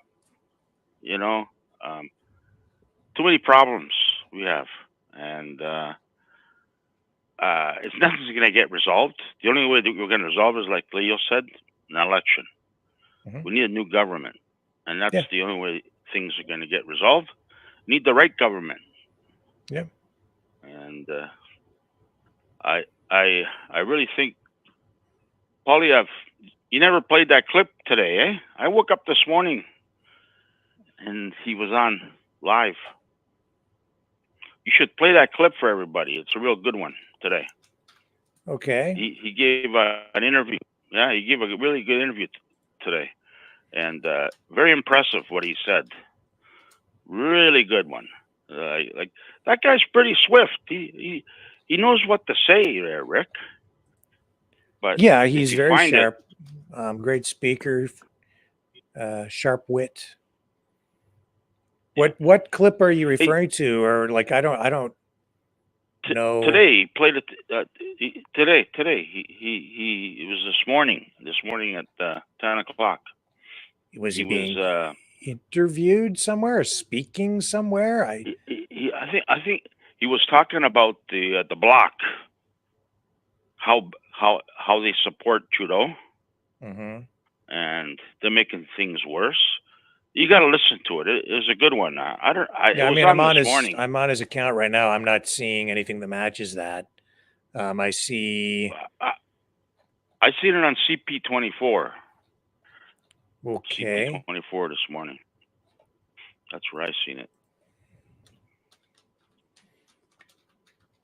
I guess. Yeah. But it very impressive what he said today. Today was a real good. Who's that? Okay. Yeah, I mean, I Spoiler. don't see that current clip, but Well, maybe it'll be posted tomorrow, because they are at some retreat or something, aren't they? Somewhere like that. oh, he was speaking to his caucus. That's what it was. Yeah, I was aware of that. I was aware. I'll take a look. Maybe we'll get to it before the end of the broadcast. Or tomorrow. Yeah, but it's a real good one. Hey, you didn't send me nothing yet, eh? No, not yet, because I have to pick them up from the shirt place. So I certainly will. I don't know if I like those shirts, Rick. Maybe just send me a sweater or hoodie or something. Fuck. Yeah, I'll send. Hoodie. Sure, I'll send you some stuff. I'm not a shirt guy. But what do you do? Just walk around showing your pecs all the time? You got one. You got one on right now. I have a shirt on. I think I've got some of these ones too. These are a little bit different. These are short sleeve. Yeah, like the golf shirt. I don't have any golf shirts in double extra large right now. I will get some eventually, but I don't have any yet. That's the problem, John. I just don't have a lot of double extra large stuff. Well, take your time. I'm in no rush. Yeah, I got. I like the t-shirts though, man. The ones that those t-shirts are nice. I can wear those there 7 days a week. Cool. Put another new one on. Just put a new one every 2 days. Okay. Well, I don't go out much, so. Sure. But anyhow, that interview, if you can find it, I wouldn't mind hearing it again too, because it was a good one today. Okay. And I think it should people should hear it. I will see if I can find a clip or two from it for folks before we sign off. He sold me, and he's running down the block saying, "You're the problem. You're the problem. Why we're paying 3 times more for groceries, for higher fuel. People can't buy houses." He was on a podium when he was saying this. So yeah, I don't know. I think it was in Quebec. He was speaking French too. So, but there was translation going on. So he's probably in Quebec somewhere. No, I've got it. I've got the speech here now. Oh, you found it? Good. I did. Yep, I've got it. Yeah, that's a good one. You should hear it. Okie dokie. Sure. We'll talk to you another time. All right. Yeah. Okay. I appreciate nice the call, talking John. To you. Good to talk to you too, sir. Okay. Ciao bye. for now, Brown Cow. All right. Let's drop that. And I will bring up that speech of Polyev for you guys, since John tells us it's a great little speech. So let's just tune into a little bit of that, shall we? Let me run this, and I'll come back and we'll run a bit of that for you on the other side. Hang on, I'll be right back after this.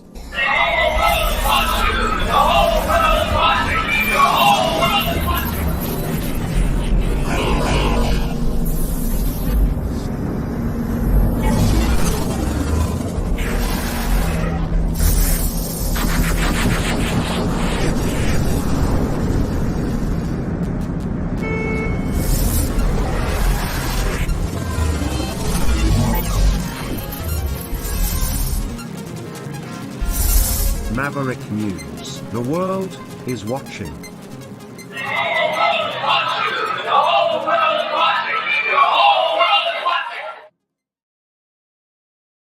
Merci beaucoup. Okay, here he is. Wow. Wow, merci beaucoup. Merci beaucoup, tout le monde. Merci beaucoup.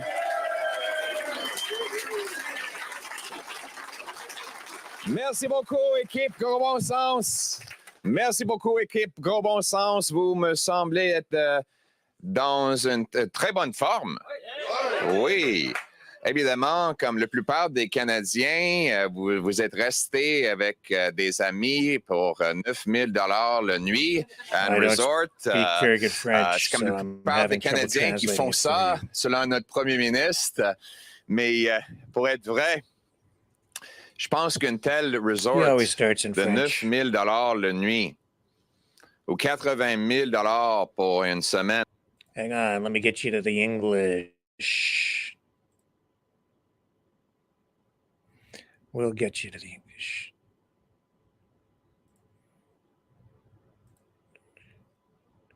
Wow, he talks a lot of French. Here we go. Aéroport. Mais c'est encore pire maintenant parce qu'elles vivent avec ses parents et la famille en total doit dépenser 16 000 de plus pour leur hypothèque He's à talking cause about des hausses inflation. d'intérêt que les déficits inflationnistes de Justin Trudeau Yeah. ont causé. Il n'en vaut pas le coût de nourriture, il n'en vaut pas le I coût thought we were getting to the de English. l'essence, il n'en vaut pas le coût de logement après 8 ans. Et Let's ça see coûte Joe cher Biden voter try pour it le in Bloc. French. Les communautés sont maintenant en...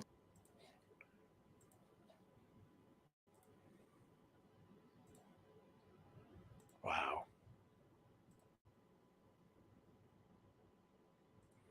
Holy smokes. Is he ever going to get to the English? Here we go.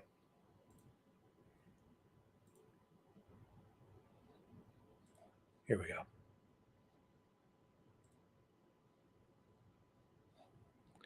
All right, promise. Now we're getting to the English. Honest. Here we go.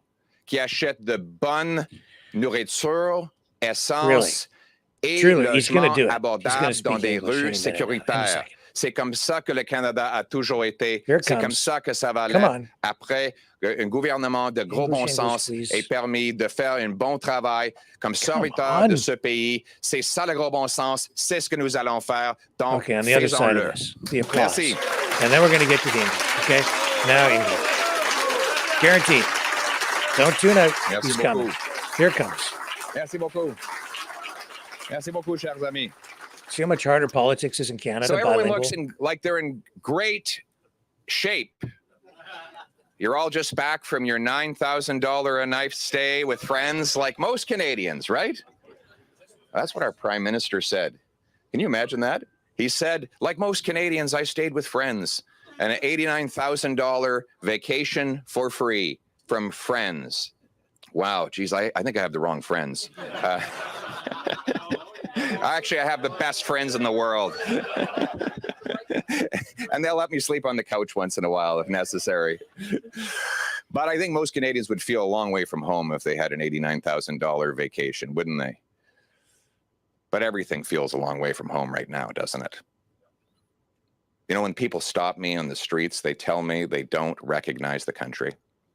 I met a lady who immigrated here from Punjab just yesterday at the airport. And she said to me, "Where is my Canada? What happened to this place?" Used to be that she lived safe in her neighborhood. She could earn a decent living, buy a house, raise her kids with nutritious food. But now she's worried she might lose her home altogether. And she didn't say so, but I think that she's eating at a food bank. That was only minutes after I spoke to a 28-year-old. I had previously seen her as a CATSA screener a few months ago. She then told me she had done the calculation based on her monthly savings, that it was going to take her well into her 40s to make her first down payment on a home. And of course, let's be honest, she said her biological clock is ticking. She wants to start a family, something that's not easy living in her parents' basement. Today, though, her problem was different and new, but related. Not only is she living in her parents' basement, but she has to help the family pay the mortgage, which has gone up by $15,000 a year. So now, not only is she worried about whether she'll ever own a home, she's worried that her parents with whom she lives might not be able to keep that home. That's life after 8 years of Justin Trudeau. After 8 years of Justin Trudeau, everything costs more, with the worst inflation in 40 years. After 8 years of Justin Trudeau promising debt was consequence-free because interest rates were low, they've shot up in the fastest relative terms in Canadian history, and they are a direct result of his deficit spending. After 8 years of Trudeau, work doesn't pay. You make it, he takes it. After 8 years of Trudeau, housing costs have doubled. The needed rent has doubled. The needed down payment for your average home doubled. The average mortgage payment for a new home doubled. And before we go again blaming the rest of the world for some phenomenon that is out of his control, let us be very clear about this. The housing inflation in Canada is the worst or very close to the worst of any developed nation. Housing costs have risen 40% faster than incomes under Trudeau, which is by far the worst in the G7. It is the second worst in the OECD. It is double the OECD average. Many OECD countries have actually seen housing affordability improve over the last 8 years. This is not a problem that has been dropped on Justin Trudeau's lap. It is a problem that he created with his inflationary spending and by continually building up the local bureaucracies that block home building. He has made us the second slowest place to get a building permit on planet Earth, and it now costs as much as $1.3 million in governmental red tape and taxes alone for a newly built home in Vancouver, which, by the way, incidentally, is the third most overpriced housing market in the world, comparing average incomes to average house prices. We now have rental increases in Montreal, his home city, of 200%, triple. It used to cost about $750 to rent a place in Montreal when I was housing minister 8 years ago. Now it costs $2,200. This is astonishing. And his solution at his last big caucus retreat was to name media darling Sean Fraser to come to the rescue, to bombard the country with photo ops. And what has happened? Building has gone down by 7%. Actually building fewer homes with Sean Fraser than we were building with the previous nameless, incompetent minister that Trudeau had in charge of that file. And so the problem gets worse and worse. Housing is in decline. In 2022, we built fewer homes than we built in 1972, even though our population had more than doubled. That is the direct result of the bureaucracy that Justin Trudeau has built up over so many years. And now people who can't pay their rent are forced to go to food banks. 2 million people now going to food banks. 2 million, a record smashing number.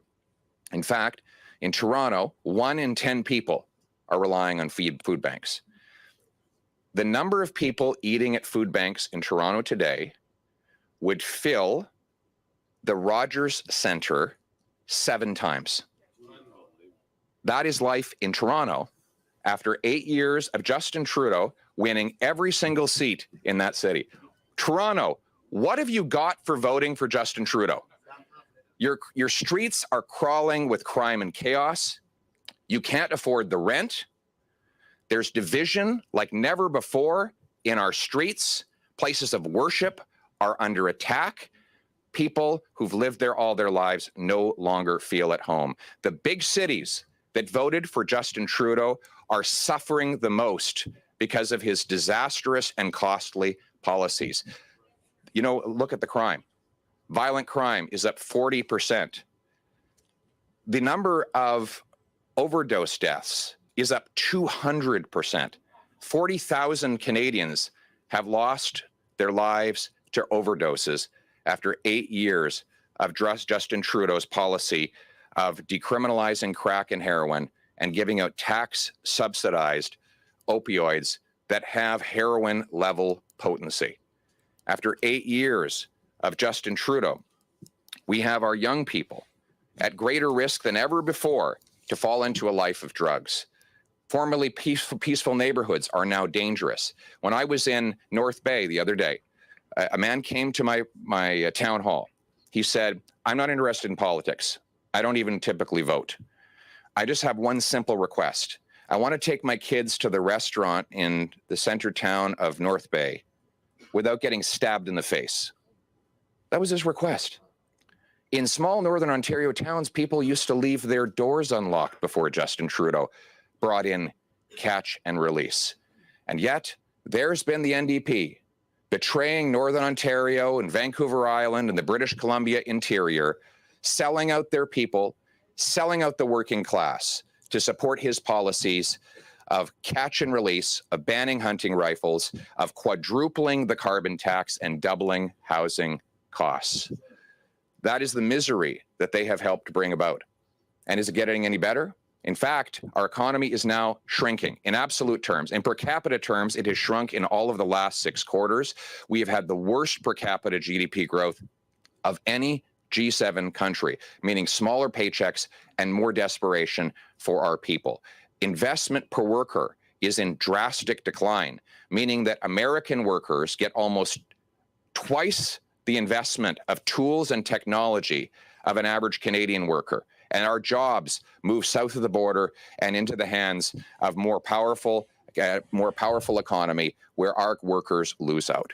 But the good news is life wasn't like this before Justin Trudeau, and it won't be like this after he's gone.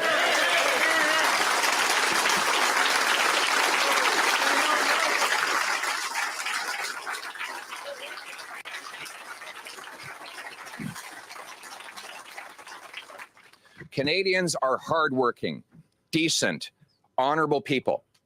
They don't have to live like this. They don't have to give up the things they used to take for granted, like affordable food and homes in safe neighborhoods. They don't have to give up those things for the incompetence and ego of one man. We can do better.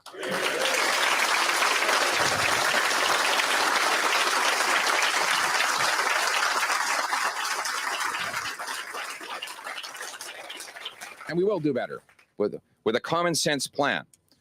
And we're going to give people a very simple choice in the next election. On the one hand, you will have a costly coalition of Justin Trudeau and the NDP that take your money, tax your food, punish your work, double your housing costs, and unleash crime and chaos in your community. Or you can have the common sense conservatives who will axe the tax, build the homes, fix the budget, and stop the crime. That's the choice.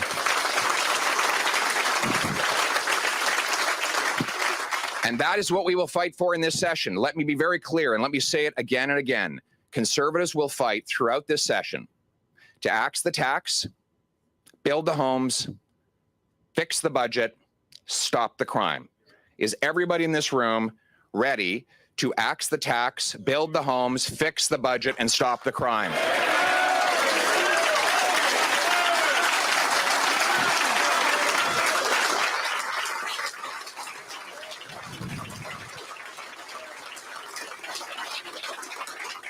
Now, we all know that axing the tax, building the homes, fixing the budget, and stopping the crime requires a common sense plan. And it just so happens that's exactly what we have, right? A common sense plan that will bring home lower prices by axing the carbon tax, a tax that Justin Trudeau and the NDP want to quadruple to 61 cents a liter. We will take it off entirely, everywhere. We'll start this session with a relentless focus on passing Bill C-234 to take the carbon tax off our farmers. We know that lowering the carbon tax not only saves us money when we gas up and heat our homes, but we take that tax off the farmers and truckers who bring our food we can afford to eat again.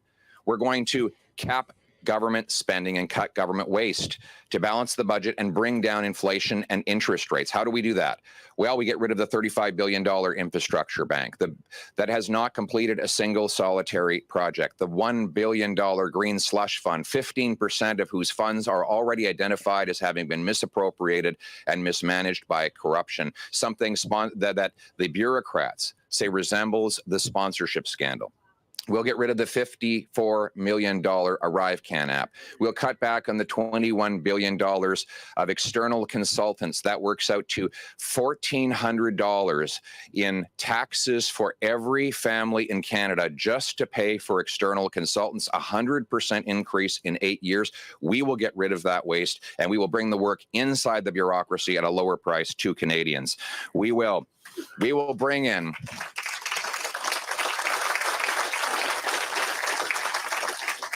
and we will cut back on the money that is sent out of this country to other places. Trudeau's been funding foreign terrorists and dictators, calling it aid. He gave money to UNRWA, right? We warned what would happen if you gave money to UNRWA. We cut the funds for UNRWA when we were in government. And what happened? Justin Trudeau funded the same organization whose members helped carry out the genocidal October 7th attack.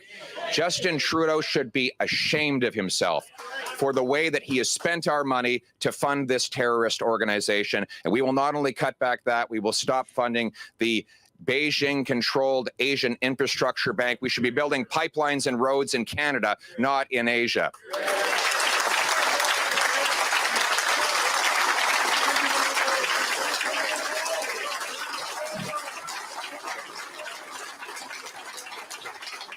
And we will cap government spending using a common sense law.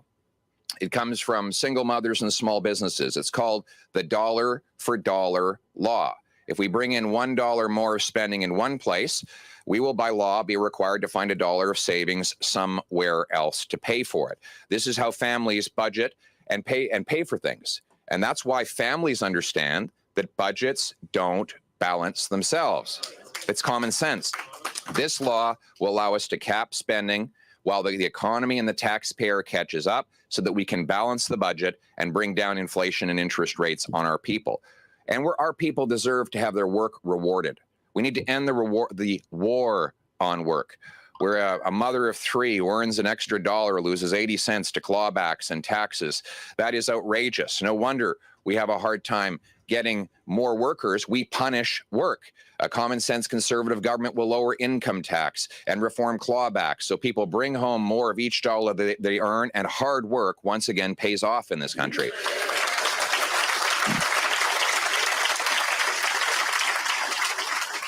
We will bring home powerful paychecks for our brilliant immigrants. We've had a red seal in the trades for 70 years. Every province has accepted a national standard for the trades in order to allow people to prove their qualifications and travel across the country working freely. In the professions, however, our brilliant immigrants and our Canadian-born kids who study medicine abroad are shut out. The saying in Toronto these days is, if you have a heart attack, don't call 911, call an Uber, because the likelihood is the driver is a doctor, right? Our common sense plan is to have a national merit-based test that people can take in a couple of months so they can prove they're qualified, get to work, and we can have more doctors, more nurses, better paychecks for our people. And speaking of paychecks, we're going to remove the government gatekeepers that were created by C-69 that blocks our resource sector. We're going to bring it home. We're going to bring it home. Justin Trudeau wants the lithium for electric cars to be mined and refined by China, burning coal. He wants the oil to come from Saudi Arabia and Venezuela, on which he just recently lifted sanctions as they block key candidates for running in that election. He wants the paycheck. He wants, instead of paychecks going to Canadian plumbers, Canadian pipe fitters, Canadian trades workers. He wants the money to fund Putin's war machine by directing natural gas sales to that country. Common sense conservative governments will approve our resource projects. We will repatriate the production and paychecks to this country. We will turn dollars for dictators into paychecks for our people in this country. Bring it home. Bring it home. Bring it home. Bring it home. Bring it home. Bring it home. Bring it home. We're going to bring it home, my friends. We're going to bring it home to our people in this country once again, and we're going to bring homes to our people. We have the fewest homes per capita in all of the G7, even though we have by the far the most land to build on. This is insane. You know, it used to be the average mortgage payment on a brand new home was $1,400 when I was the minister. Now it's $3,500. The average rent $900 when I was minister. Now it's about $2,000. This is insane. Our housing is now 25 to 45% more expensive than the Americans, even though they have 8 times the population on a smaller landmass. Why? Bureaucracy blocks home building. It now takes 7 years to get a building permit. This adds enormous costs to each built home. $1.2 million for a new home built in Vancouver is just government. It's the biggest cost, more than land, labor, and lumber. Our common sense plan is going to bring results-based financing. Realtors are paid for the number of homes they build. Excuse me, realtors are paid for the number of homes they sell. Builders are paid for the number of homes they build. I want the local bureaucracies to be paid for the number of homes they permit. I want them to be incentivized every day in every way to free up land and speed up permits so that our builders can build. We will require cities permit 15% more home building per year as a condition of getting financing from the federal infrastructure programs. They beat the target, they get a bonus. They miss the target, they pay a fine. We'll require every federally funded transit station have high-density apartments all around and even on top, so seniors and students live next to the bus and train. We'll sell off 6,000 federal buildings, thousands of acres of federal land to build, and we will require CMHC-approved financing for apartment complexes in 2 months, not 2 years. If the executives don't hit the target, by law, they will be fired. Common sense. Those homes will be in safe neighborhoods. We will end Justin Trudeau's catch and release system, which has unleashed crime and chaos in our communities.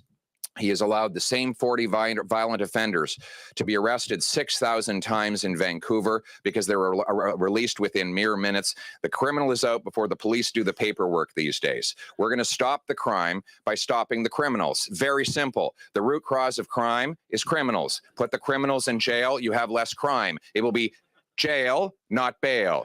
Jail, not bail for repeat violent offenders. We will bring in treatment and recovery to bring home our loved ones drug-free. Yes, bring them home drug-free. Now, that's a hopeful message because we love our brothers and sisters who suffer from this illness, and we want to help them overcome the illness and have good lives, raising families, building our economy. That is the compassionate and the right thing to do.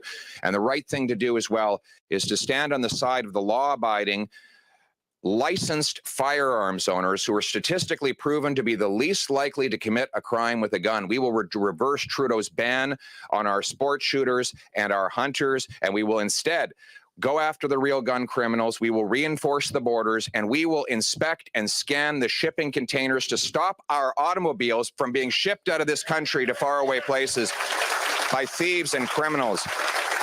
You know, I know I've gone on too long. I just want to tell one quick story. One quick story.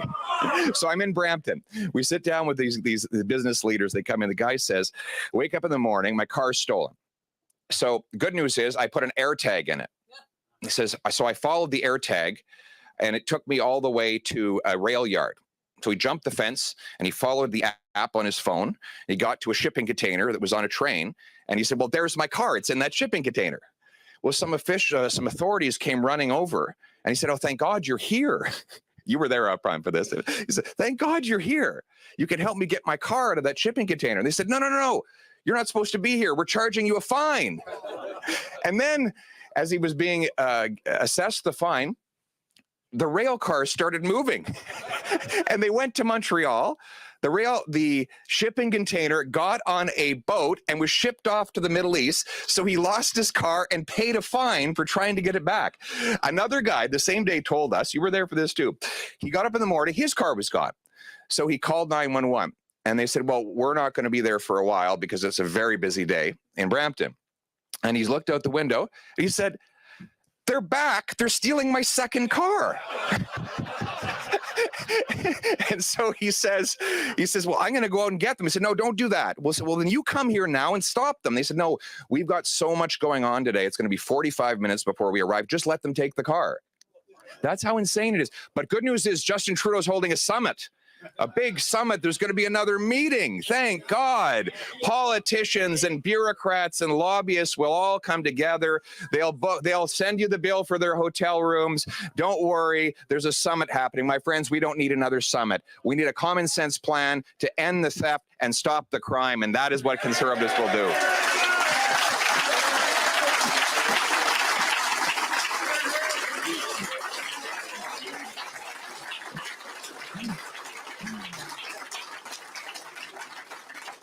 We're going to reverse the censorship law. We're going to stand up for the freedom. We're going to hold this government accountable for illegally taking away our civil rights in this country. We're going to live in a country, you know, I said we're a long way from home, and we are.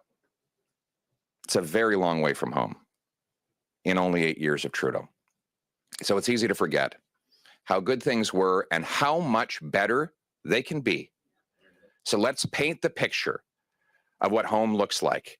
Home is seniors having reliable retirements that buy them affordable food, able to carry their groceries safely down the street, walking past children who are able to play openly in the neighborhoods with their parents only worried about getting them bathed into bed on time, not worried about their safety or whether they'll have a roof over their head. Home is a young person getting their degree or certificate, knowing that their hard work will soon mean they and their true life will have a roof over their head and a place to start their family. Home is a place that judges people based on their work and their merit, not their race or their connections to government. Home is a place where government is servant and not master, where the people are in charge and the leaders have the humility to do the job for them. Home is a place where the government minds its own business and does its basic job well, while allowing free people to fulfill their full potential. Home is common sense, the common sense of the common people united for our common home. Your home, my home, our home. Let's bring it home. Thank you.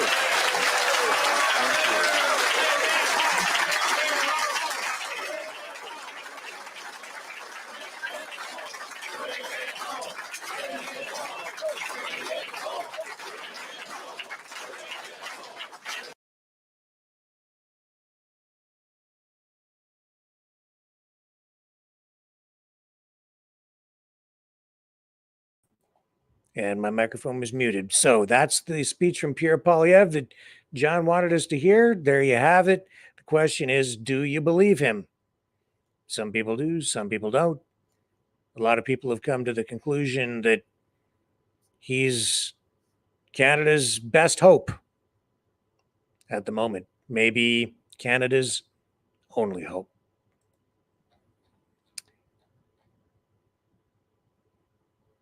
We'll see what happens in the next election. It's got to happen by 2025, sometime in 2025. I think we'll be going to the polls. My prediction, in the fall.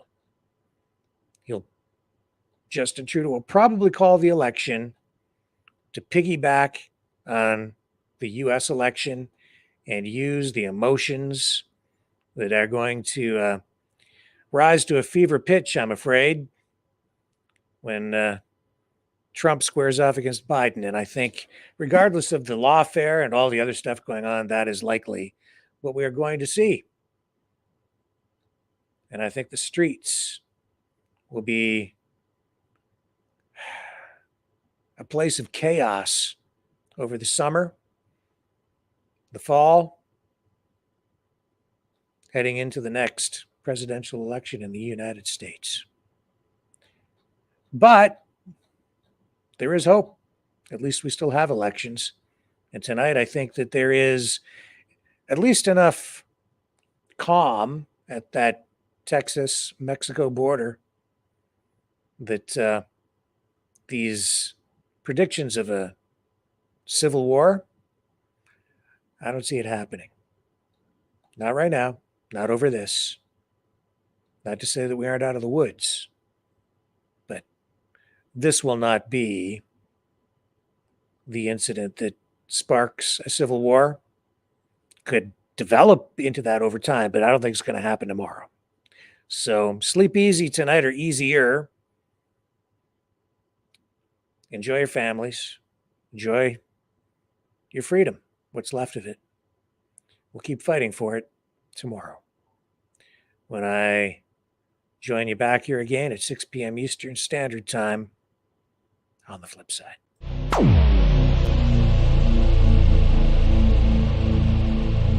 This has been a Maverick Multimedia production.